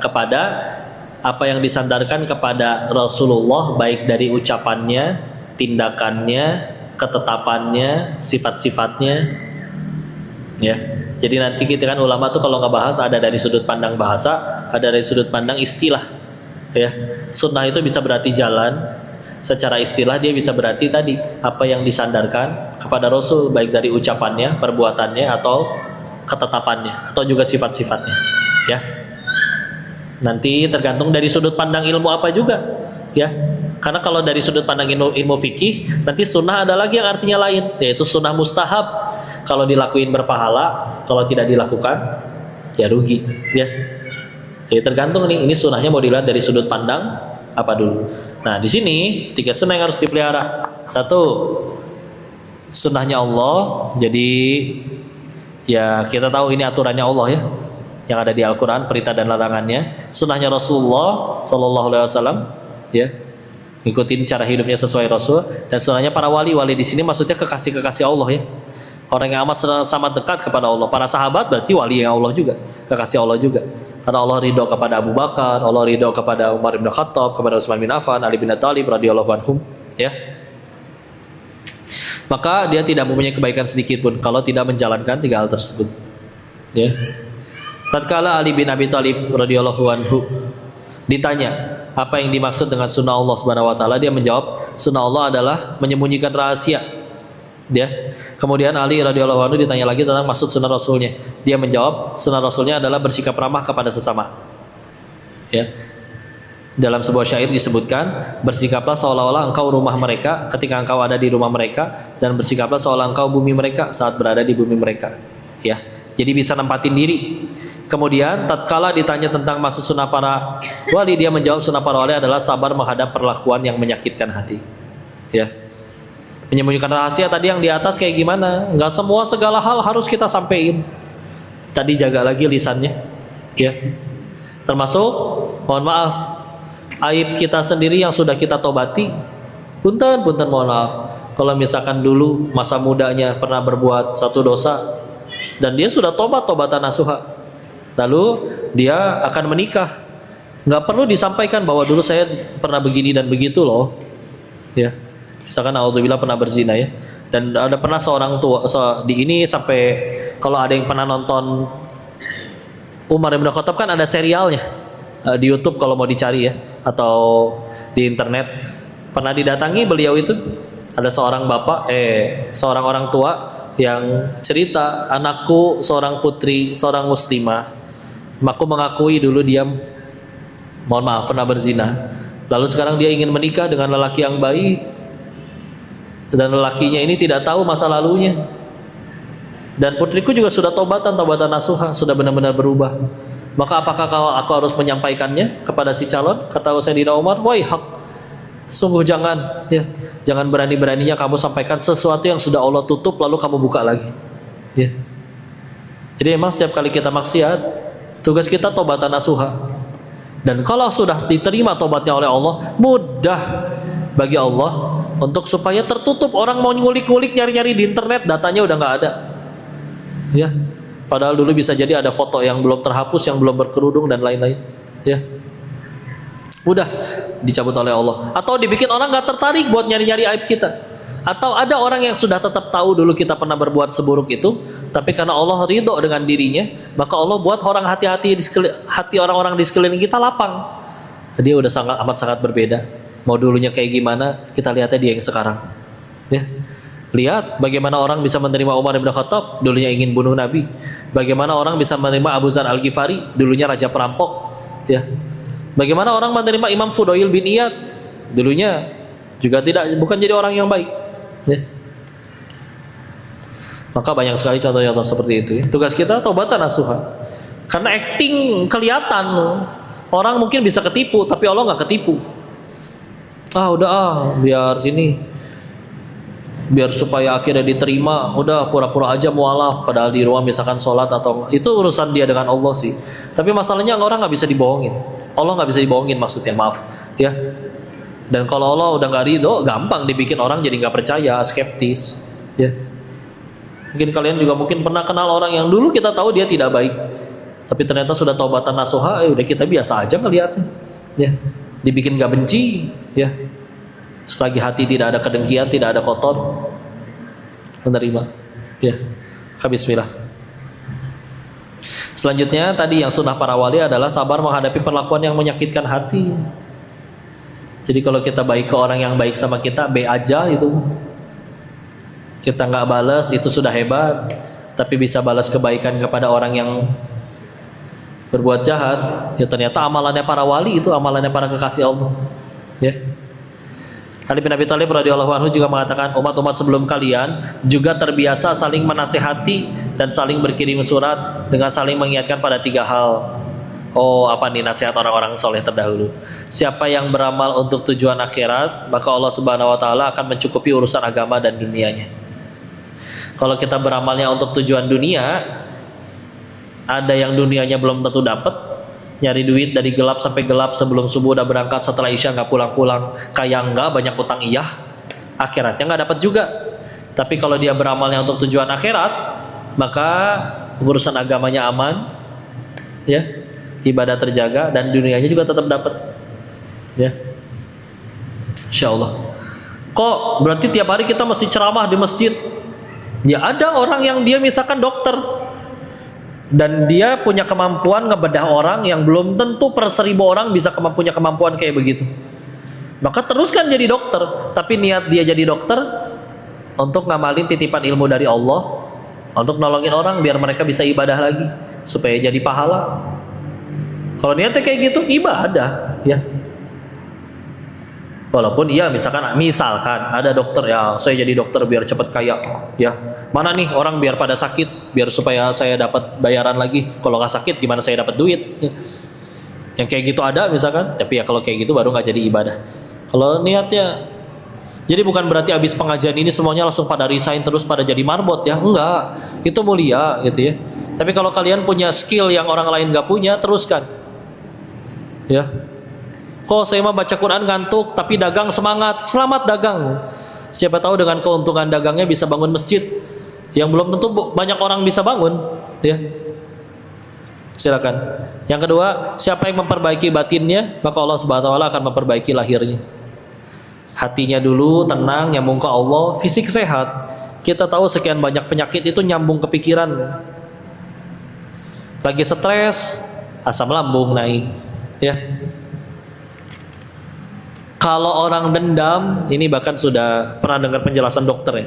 Kalau orang punya nyimpen dendam, maka otak itu akan menghasilkan hormon kortisol, hormon stres. Dan kalau hormon kortisol ada, maka imunitas tubuh menurun. Tadinya sehat, kena bersin orang nggak sakit, sekarang jadi lebih mudah sakit, ya. Dan secara tidak langsung akhirnya itu juga memicu untuk tumbuhnya sel kanker, ya. Awalnya dari apa? Dendam. Maafkan, istilah singrido. Nyambung, benar-benar nyambung, serius. Yang aku pernah cerita Dr. Zaidul Akbar. Tahu Dr. Zaidul Akbar? Dengar kajiannya beliau lagi di bandara nunggu pesawat, ada ibu-ibu yang pesawatnya sama. Ya udah sambil nunggu ngobrol, ceritalah suaminya punya penyakit ginjal. Dikasih tahu dari sudut pandang medis, minum ini bu, makan ini bu, jangan begini, jangan begitu, pola hidup begini. Dijawab, sudah semua saya lakukan dok, tapi masih sakit ginjal. Ya, kenapa ginjal ada 2? Karena kalau satu ganjil, ya. Yang ini iklannya maaf ya, ini mah intermezzo, lawakan bapak-bapak, kan udah jadi bapak-bapak sekarang, ya. Seperti itu. Lanjut ya. Setelah akhirnya sempat-sempatnya di tengah, ya. Setelah akhirnya cerita bahwa semua udah dilakuin secara medis, tapi masih sakit ginjal, Dokter Zaidulnya ngomong kayak begini. Bu, karena semua sudah dilakuin tapi masih sakit, saya izin tanya ya. Tapi ibu jangan tersinggung. Silakan dok. Ternyata yang ditanya adalah bagaimana sikapnya ibu terhadap suami. Nangis si ibunya. Iya dok, saya kadang suka ngungkit-ngungkit, kadang suka banding-bandingin, kadang suka nggak menghargai. Apaan nih segini kurang, misalkan kayak gitu ya. Kata Dokter Zaidul, saya harus nyebut beliaunya nih, karena saya bukan dokter. Tapi ternyata perasaan diinjak-injak oleh orang yang seharusnya paling taat kepada dirinya secara syariat, itu bisa kena ginjal. Ya, begitulah. Kadang kita nggak meragukan kasih sayangnya, tapi kadang kita punya masalah di bahasa. Ya, anak coret-coret tembok, kadang kita meledak. Anak teh nggak tahu diuntung, itu teh cat mahal tahu, nyesel ngelahirin kamu misalkan. Coba besok-besok si anak lagi anteng, dia tahu bapaknya mau lewat, bisa ambil krayon tuh, nunggu bapaknya lewat baru dicoret-coret. Ayo, sengaja. Karena sakit hati sama kemarin, lawan aja sekalian. Kenapa nggak dengan cara, anak soleh lagi gambar apa nak? Wah, gambar bagus kayak gini, bagusnya kalau di kanvas bukan di tembok. Kita belanja yuk nanti bapak ikut ngegambar juga ya. Enak. Ada sakit hati nggak? Enggak. Ya. Atau misalkan kadang suami punya gula, Dia udah seharian nahan, nyampe rumah di meja ada boba Thai tea brown sugar punya anaknya. Itu kayak tinggal seperempat, paling 3 kali sedot habis. Baru sekali isep kepergok, datang si istri. Minum apa itu? Hah? Kamu gak tahu kamu punya gula? Senang sakit, senang nyusahin mama. Hah? Udah gak suka bukan hidup sama mama, pengen cepet-cepet meninggal aja. Ngerepotin amat sih, jadi suami kayak gitu amat sih. Gak egois, gak mikir. Hah? Misalkan ya, cek si bapak tuh, baru ge sesedot ya. Berarti kudunya gimana tuh kok diganti, misalkan pas kepergok minum, cayang ganteng, minum apa cayang aku? Oh, meniraos. Ayo ingat, papa kan punya gula. Nanti diminum nanti atit. Nanti atit mama sedih. Enggak gitu juga sih, ya. Ya. Ya. Agak getek ya. Tapi kalau ditanya ke si bapak, Pak, pilih ditegur dengan cara yang pertama atau cara yang kedua? Oh, ya. Pertama, banyak senang dimaki-maki. Ya. Ya gitulah. Nggak meragukan kita, namanya sayang mah sayang. Cuman kadang kita mah suka meledak-ledak di bahasa. Ya. Kalau lagi ikut nasihat-nasihat parenting terkait suami istri, oleh beberapa guru suka dinasehatin, para suami bersabarlah, karena kalian itu menghadapi makhluk yang amat sangat cepat melupakan kebaikan kalian dan amat sangat detil mengingat kesalahan kalian. Maka bersabarlah, ya. Ya seperti itulah, ya. Tapi disitulah pahalanya, ya. Alhamdulillah. Lanjut ya, mana tadi? Siapa yang memperbaiki batinnya?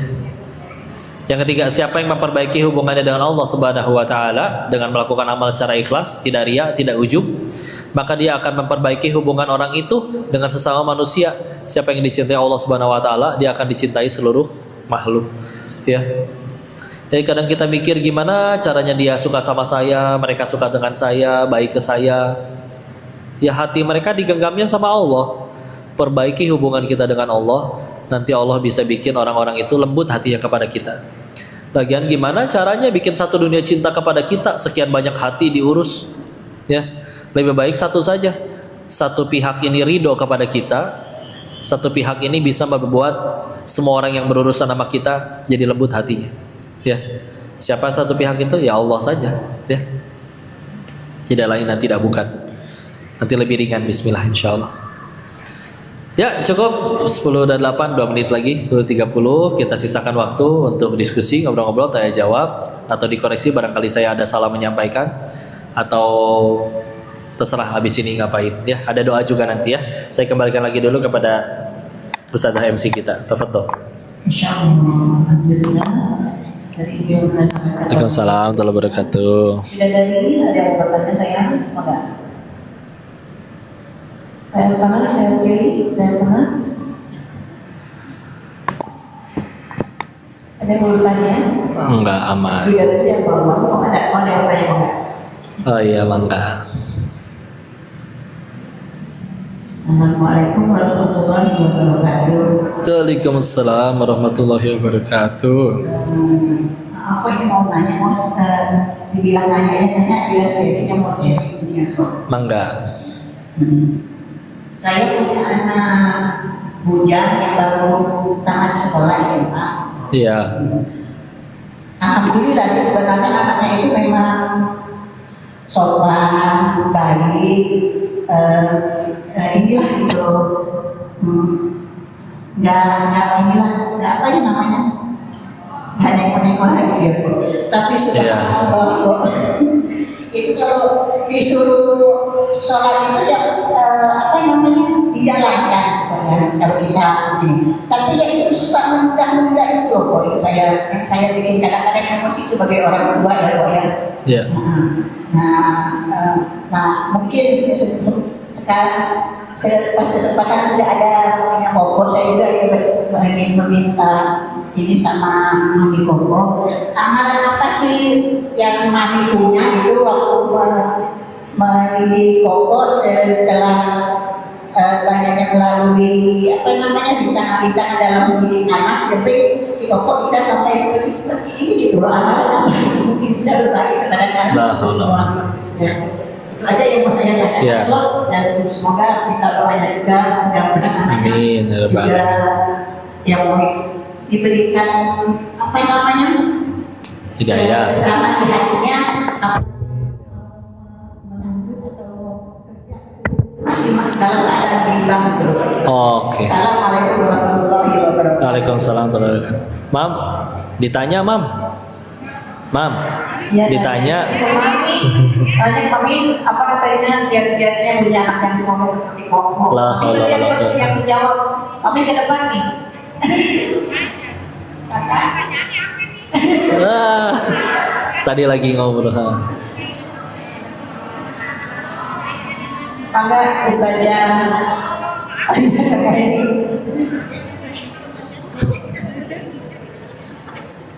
coba diulang pertanyaannya deh.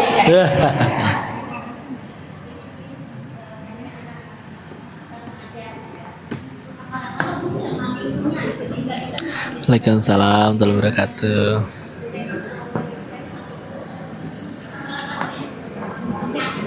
Kenapa badal haji kenapa?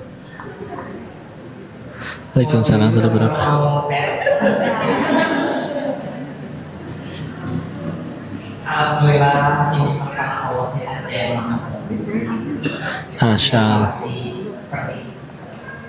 dari hasil peri ya dari hasil doa juga yang selalu saya amalkan setiap hari itu bacanya hanya ya wahab ya muji saya wahab saya mau memberi karunia yang wujudnya makna tapi tetap karena dulu saya awam dengan doa-doa dengan bahasa Inggris dengan Al-Quran jadi dengan bahasa Indonesia karena saya yakin Allah tahu dan makna itu ada sehari seribu saya amalkan dari anak mempelajari sampai saat ini alhamdulillah hanya cuma kita ikhlas itu diberikan anak yang yang soleh dan soleh itu aja judulnya beri cek kata bapak teh kalau film azab nggak ada apa-apanya judulnya cerita tiada akhir kalau main sinetron mah ya Allah masya Allah tapi alhamdulillah semua ini Allah baik Allah menitipkan pokok kepada kami semua kami hanya berpesan jadilah ulama Ada buktinya. So tahu bilang nggak ada. tapi jadilah ulama yang dirindukan karena ilmunya dengan yang jaga hati, jaga lisan karena lisan itu lebih berbahaya daripada silet. Oke, aku perlu memikat yang selama di situ. Nanti yang apa jamaah bubar ya.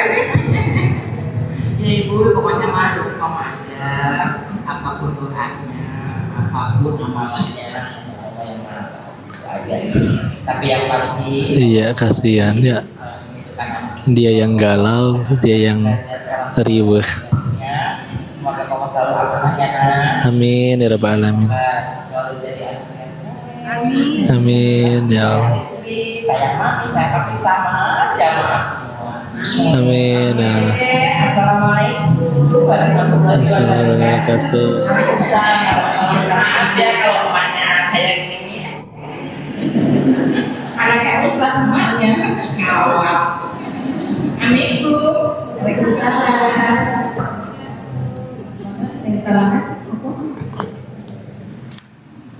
Ya, Masya Allah. Itulah pertolongan Allah ya, dan sabarnya Mami gitu. Dulu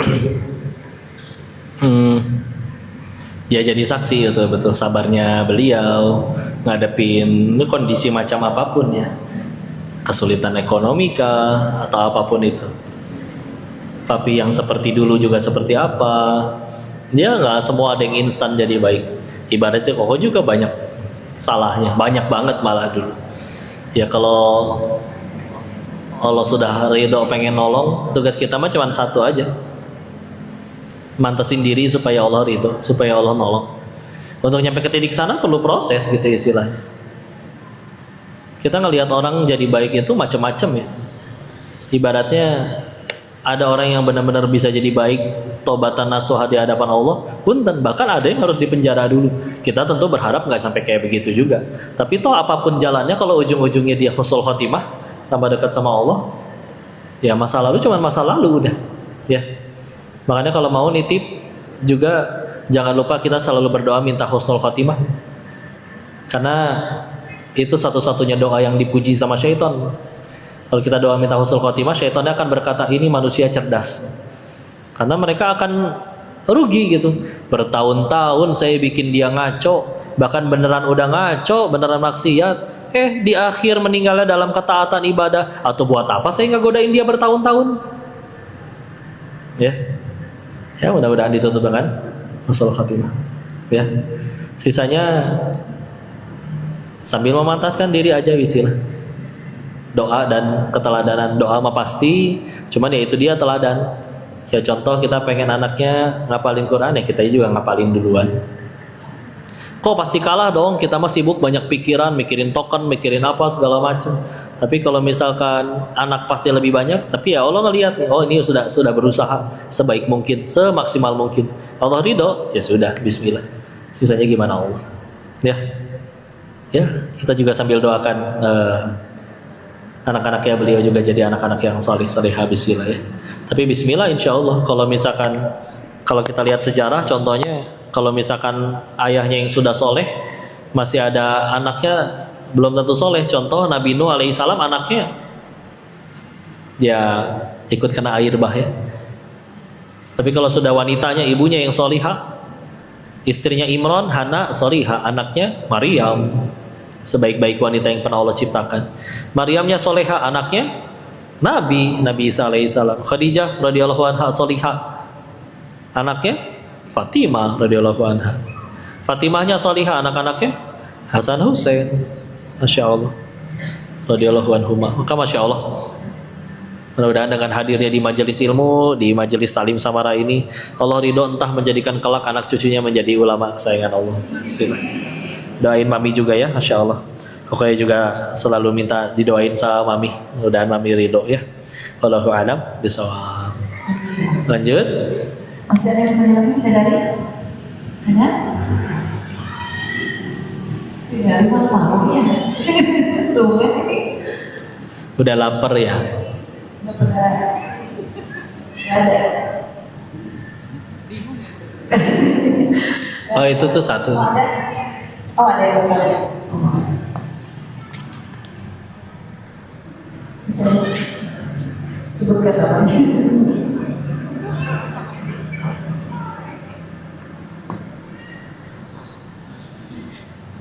Assalamualaikum warahmatullahi wabarakatuh. Waalaikumsalam warahmatullahi wabarakatuh.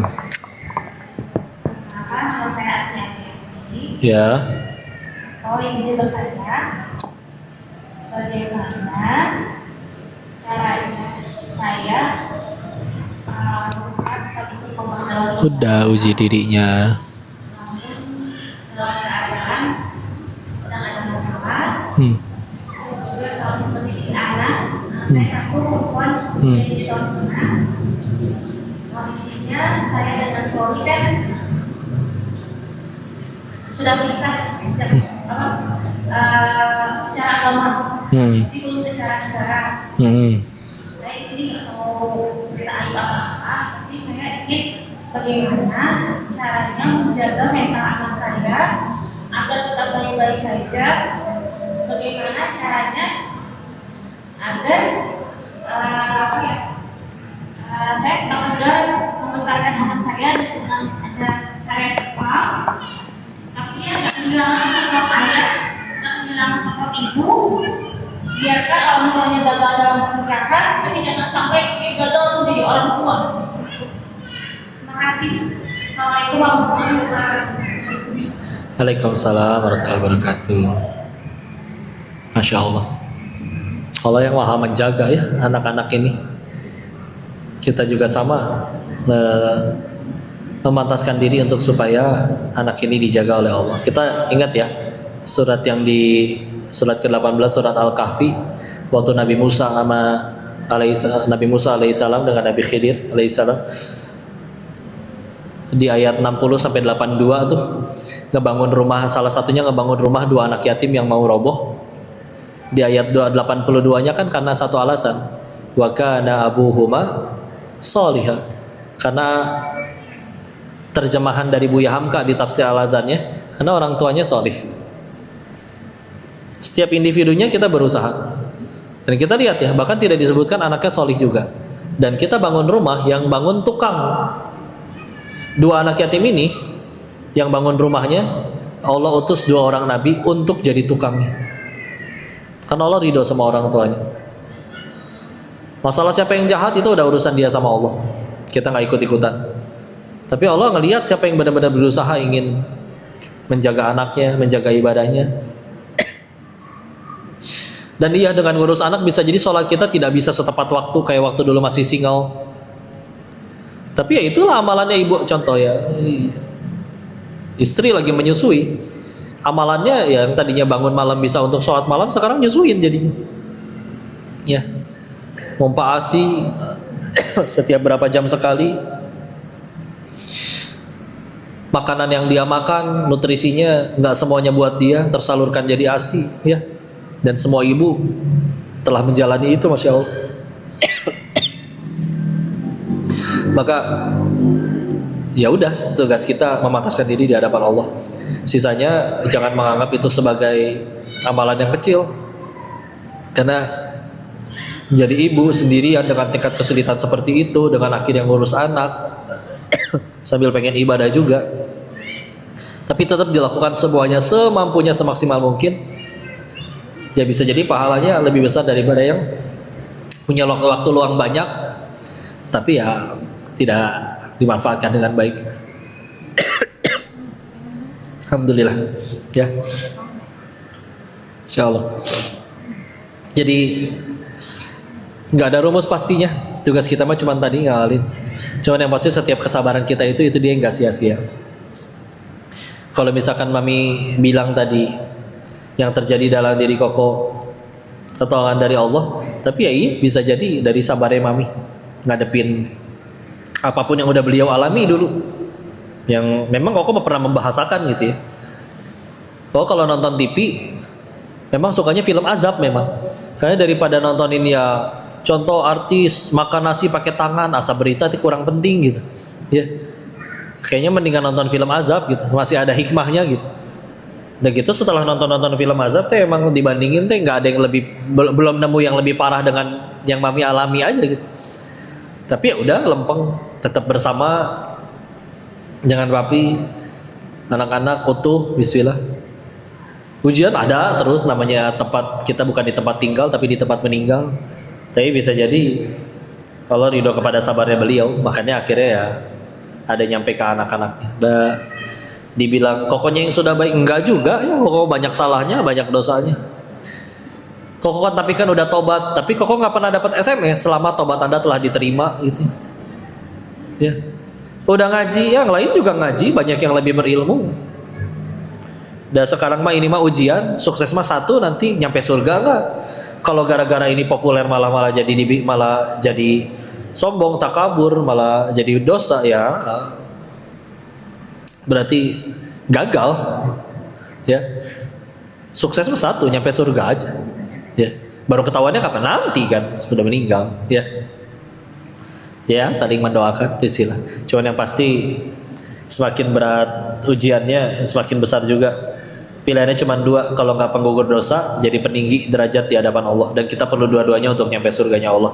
Bisa jadi dengan kepahitan yang dialami sang penanya, bisa jadi beliau malah surganya lebih terjamin daripada yang di sini rumah tangganya adem ayem, anaknya baik-baik, tapi malah bikin kita jadi lalai. Udah pada baik ini. Ya. Gimana caranya tadi supaya anak itu bisa ini dengan datang ke majelis ilmu, ya, menjadikan ibunya cinta dengan majelis ilmu, karena barang siapa dia ngejaga ibunya sudah menjadi ahli ilmu, mencinta ilmu, nanti Allah jadikan entah anaknya entah cucunya pasti ada yang jadi ahli ilmu juga. Ya, Bismillah, nggak pernah ada yang tahu. Kalau yang ngaturin. Kalau memang contoh teladan-teladan yang ada di Al-Quran, contoh di surat ketiga tuh Ali Imran nyeritain terkait waktu itu kan akhirnya Hana melahirkan Maryam. Imronnya kan meninggal lebih awal. Akhirnya dipertemukan dengan guru. Maryamnya akhirnya dititipkan kepada siapa? Nabi Zakaria alaihissalam. Maka silakan kalau misalkan menemukan ya sosok yang tepat untuk dijadikan guru bagi anak-anaknya, ya. Karena memang tadi ya kehilangan satu ya fungsi di situ ya. Karena pisah atau karena apa, atau mungkin di luar sana ada yang karena meninggal. Kalau Imronnya kan meninggal duluan daripada Hana, tapi akhirnya Hananya menitipkan kepada Nabi Zakaria alaihissalam, ya. Dan karena beliau orang soleh betulan ya akhirnya terjaga ya. Dan ini dia ya, kita minta tolong sama Allah ya. Sekarang lagi banyak kasus yang kayak begitu juga. Oknum, nggak semuanya ya. Oknum kiai tapi malah menghamili, mencabuli ya. Naudzubillah ya. Sampai ketemu sama yang ulama yang seperti itu ya gimana? Minta tolong sama Allah juga. Hamba nggak tahu ya Allah, Engkau yang tahu mana yang baik, mana yang buruk. Pertemukan hamba dengan guru, sahabat, lingkungan yang membuat hamba tambah diridhoi olehmu. Itu Allah yang pertemukan. Ya, istilah Allahu a'lam bishawab, mudah-mudahan bisa menjawab pertanyaan. Alhamdulillah, semoga terjawab saya. Beda lagi Ya, mangga uji aja. Sekarang juga lagi diuji kok. Kenapa nama saya Yudi? Saya ada orang tua. Kebetulan saya sudah ada kegiatan, tetapi orang tua itu menuntut saya banyak mendampingi, baik untuk terapi ke rumah sakit atau hal-hal kecil yang sebenarnya bisa oleh anak yang lain. Tapi saya juga masih menerima dengan itu.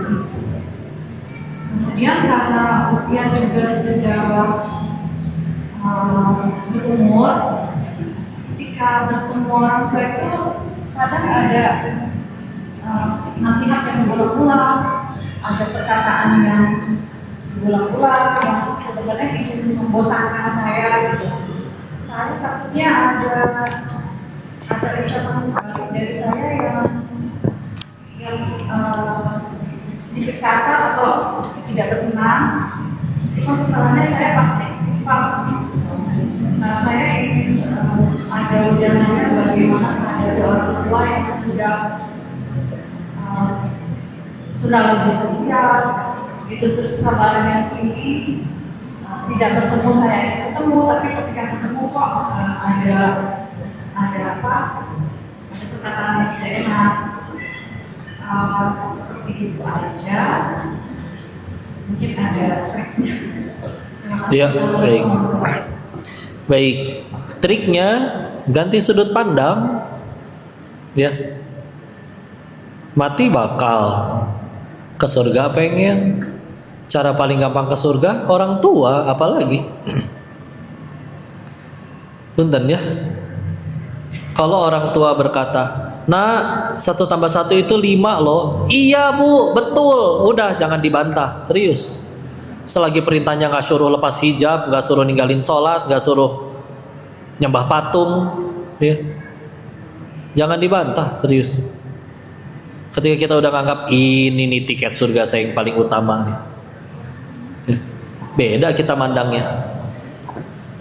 Tapi kalau misalkan punten ya, dulu ada kakaknya, kalau lagi kayak Imlek gitu kan, kalau kumpul keluarga, papi itu punya cici dan koko lagi. Jadi kadang mereka ngobrolin teman kita yang ini dulu kemana ya. Ada yang dulunya orang kaya, tahu-tahu ditemukan meninggal di kosan pinggir jalan, murah sebulan 700 ribuan, kalau nggak salah. Dan meninggalnya di situ udah dalam keadaan membusuk, udah 7 hari. Loh kemana? Dulu kan dia orang kaya, anak-anaknya juga nerusin kekayaan dia, perusahaannya diwariskan. Nah, orang tuanya ini dulu selalu ngasih pelajaran kayak gini. Nah, kalau kenal ketemu orang nggak usah kalau nggak jadi duit mah. Nancep ke hati anak-anaknya. Sekarang bapaknya udah nggak bisa jadi duit, malah udah jadi beban, sakit nggak ada yang mau ngurus. Akhirnya ya udah kasih aja, cari kosan, nanti seminggu sekali pembantu kita jenguk. Meninggalnya di situ, ya. Maka mindset kan, berarti kita juga sama bisa kayak begitu. Dia ada jalan surgaku yang paling tengah.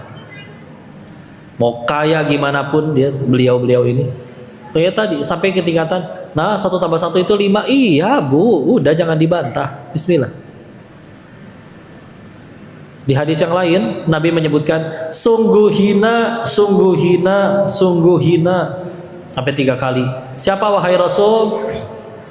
Rasul menjawab yang artinya orang yang mendapati orang tuanya ada dalam kepengurusannya lalu anak itu gagal ke surga.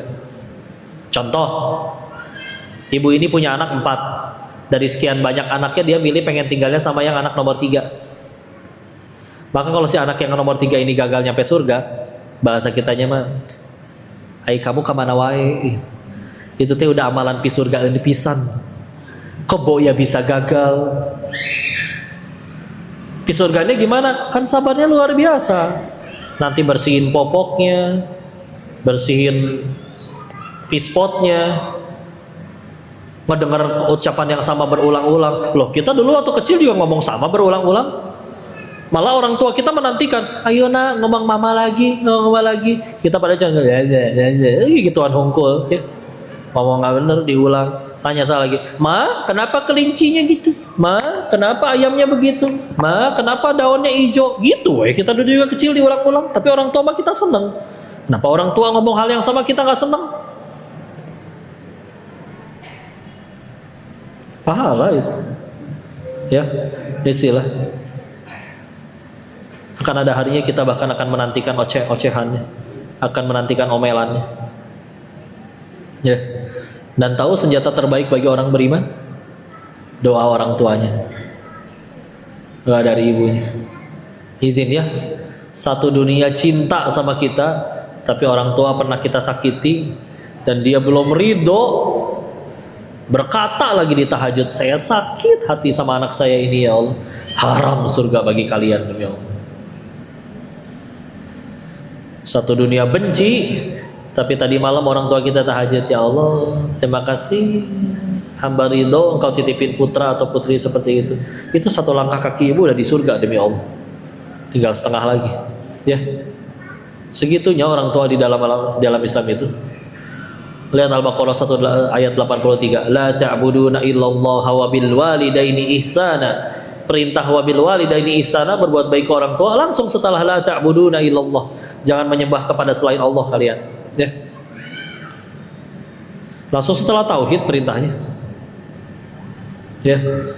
Jadi gimana cara ganti sudut pandang? Kalau kita masih nganggap sudut pandang orang tua ini adalah beban saya, ngerepotin, ngabisin duit saya capek, atau tersiksa. Tapi kalau kita ngelihat sudut pandang, ini surga saya ya, surga saya.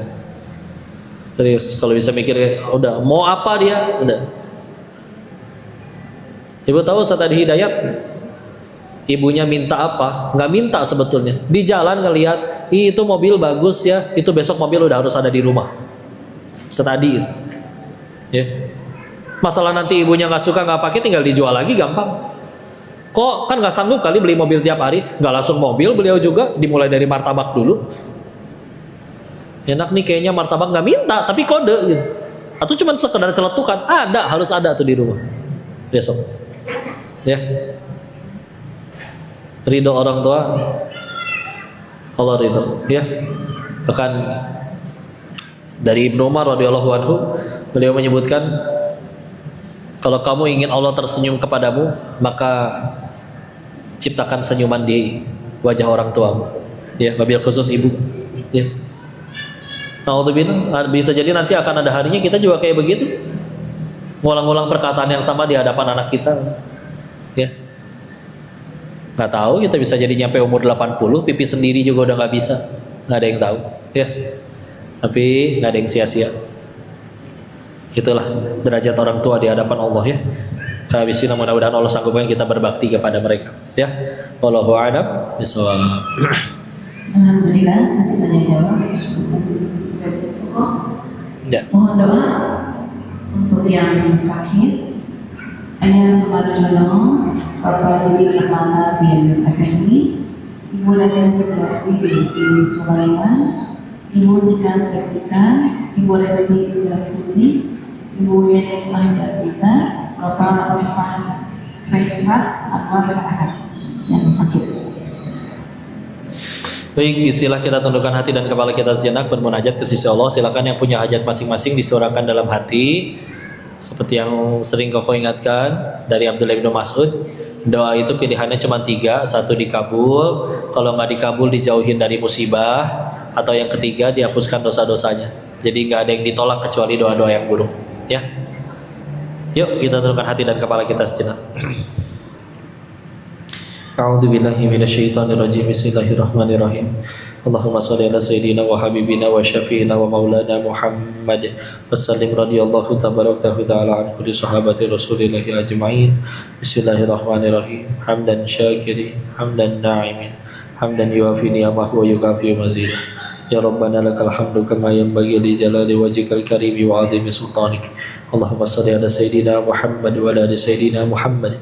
Allahumma ighfir lil muslimina wal muslimat wal mu'minina wal mu'minat al ahya'i minhum wal amwat. Allahumma ighfir lana wa li walidina warhamhum kama rabbawna shighara. Ya muqallibal qulub tsabbit qulubana ala dinik. Allahumma a'inna ala dzikrika wa syukrika wa husni ibadatik. Ya Allah, berkahilah majelis ini ya Allah. Ajarkan ilmu yang bermanfaat saja bagi kami ya Allah. Jadikan sisa usia kami hanya mengejar ridho-Mu ya Allah. Anugerahkan kami hati yang penuh kesabaran ya Allah. Berkahi dan muliakan ya Allah semua yang hadir di majelis ini. Kami titip orang-orang yang kami sayang ya Allah, orang tua kami, pasangan, anak-anak. Jaga mereka dan bahagiakan mereka ya Allah. Kami tidak tahu sampai usia berapa bisa nemenin mereka ya Allah. Umur di tangan-Mu ya Allah. Ada umur pun kami belum tentu bisa 24 jam selalu bersama mereka ya Allah. Maka bahagiakan mereka ya Allah. Jaga mereka, anugerahkan hati kami kesabaran. Orang-orang yang sedang sakit, mereka semua hamba-Mu ya Allah. Kesembuhan pun ada pada keputusan-Mu ya Allah. Sembuhkan mereka ya Allah. Jadikan peninggi derajat di hadapan-Mu ya Allah. Dan jadikan mereka bisa sembuh lagi agar kami bisa beribadah kembali bersama-sama sujud menyembah-Mu ya Allah. Ampuni dosa kami ini ya Allah. Ini hamba-Mu yang penuh salah, penuh dosa, hamba yang mudah bagi-Mu menghukum kami kapanpun ya Allah. Namun bukan yang Kau hukum, Kau malah izinkan kami masih dianggap baik oleh orang lain ya Allah. Kau tutupi aib-aib kami ya Allah. Jadikan sisa usia kami hanya sujud menyembah-Mu ya Allah. Ampuni dosa-dosa kami baik yang sengaja atau tidak sengaja, terang-terangan atau sembunyi-sembunyi, telah lalu maupun baru akan terjadi ya Allah. Dan ya Allah, anugerahkan kepada kami kelak keturunan yang solih-solihah, yang hafiz-hafizah. Rabbi hamdi minas salihin, Rabbi hamdi minas salihin, Rabbi hamdi minas salihin, Rabbi hamdi minas dzurriyyatan thayyibatan innaka sami'ud du'a. Rabbi la tadarni fardan wa anta khairul warithin. Rabbi ij'alni muqimas shalah wa min dzurriyyati rabbana wa taqabbal du'a.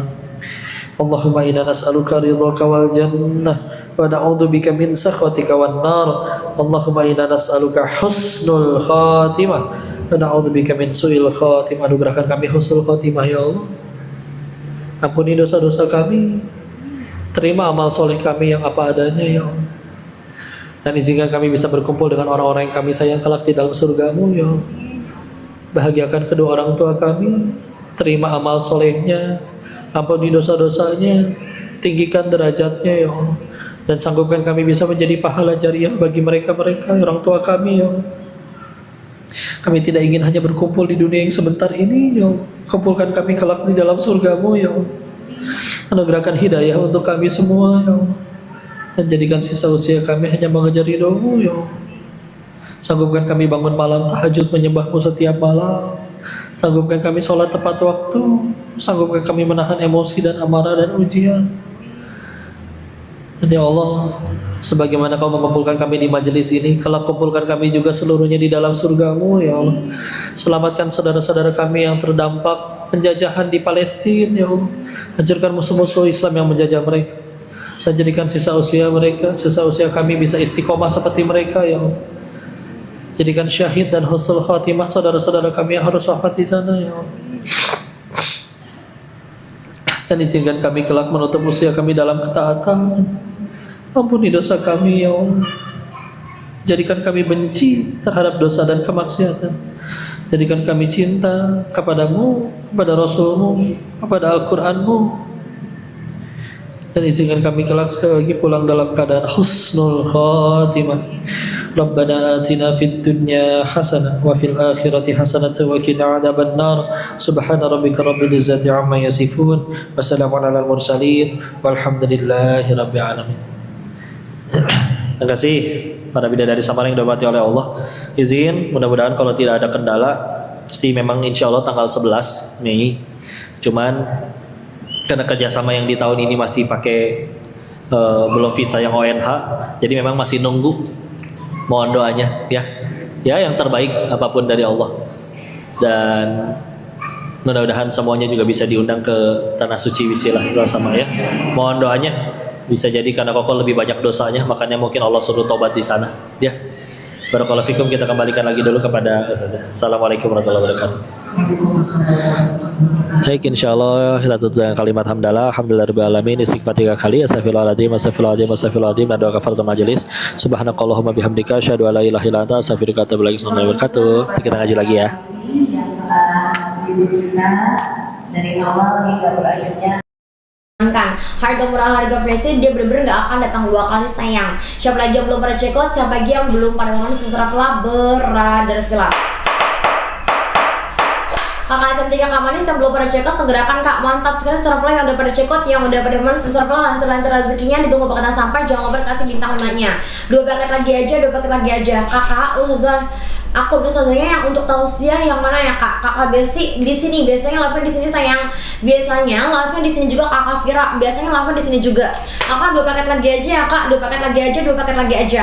Yuk buat teman-teman semua yang merasa belum check out, yang merasa belum pamankan, segerakan check out dan dipamankan. Yang belum pada orderkan, segerakan orderkan sekarang juga kak, sebelum jam 11 siang, sebelum jam 11 siang. Ini semangat tausiahnya bakal ada kenaikan harga di jam 11 siang. Jadi buat kakak sayang, kakak cinta, kakak manis yang belum merasa check out, yang belum merasa pamankan, segerakan check out dan di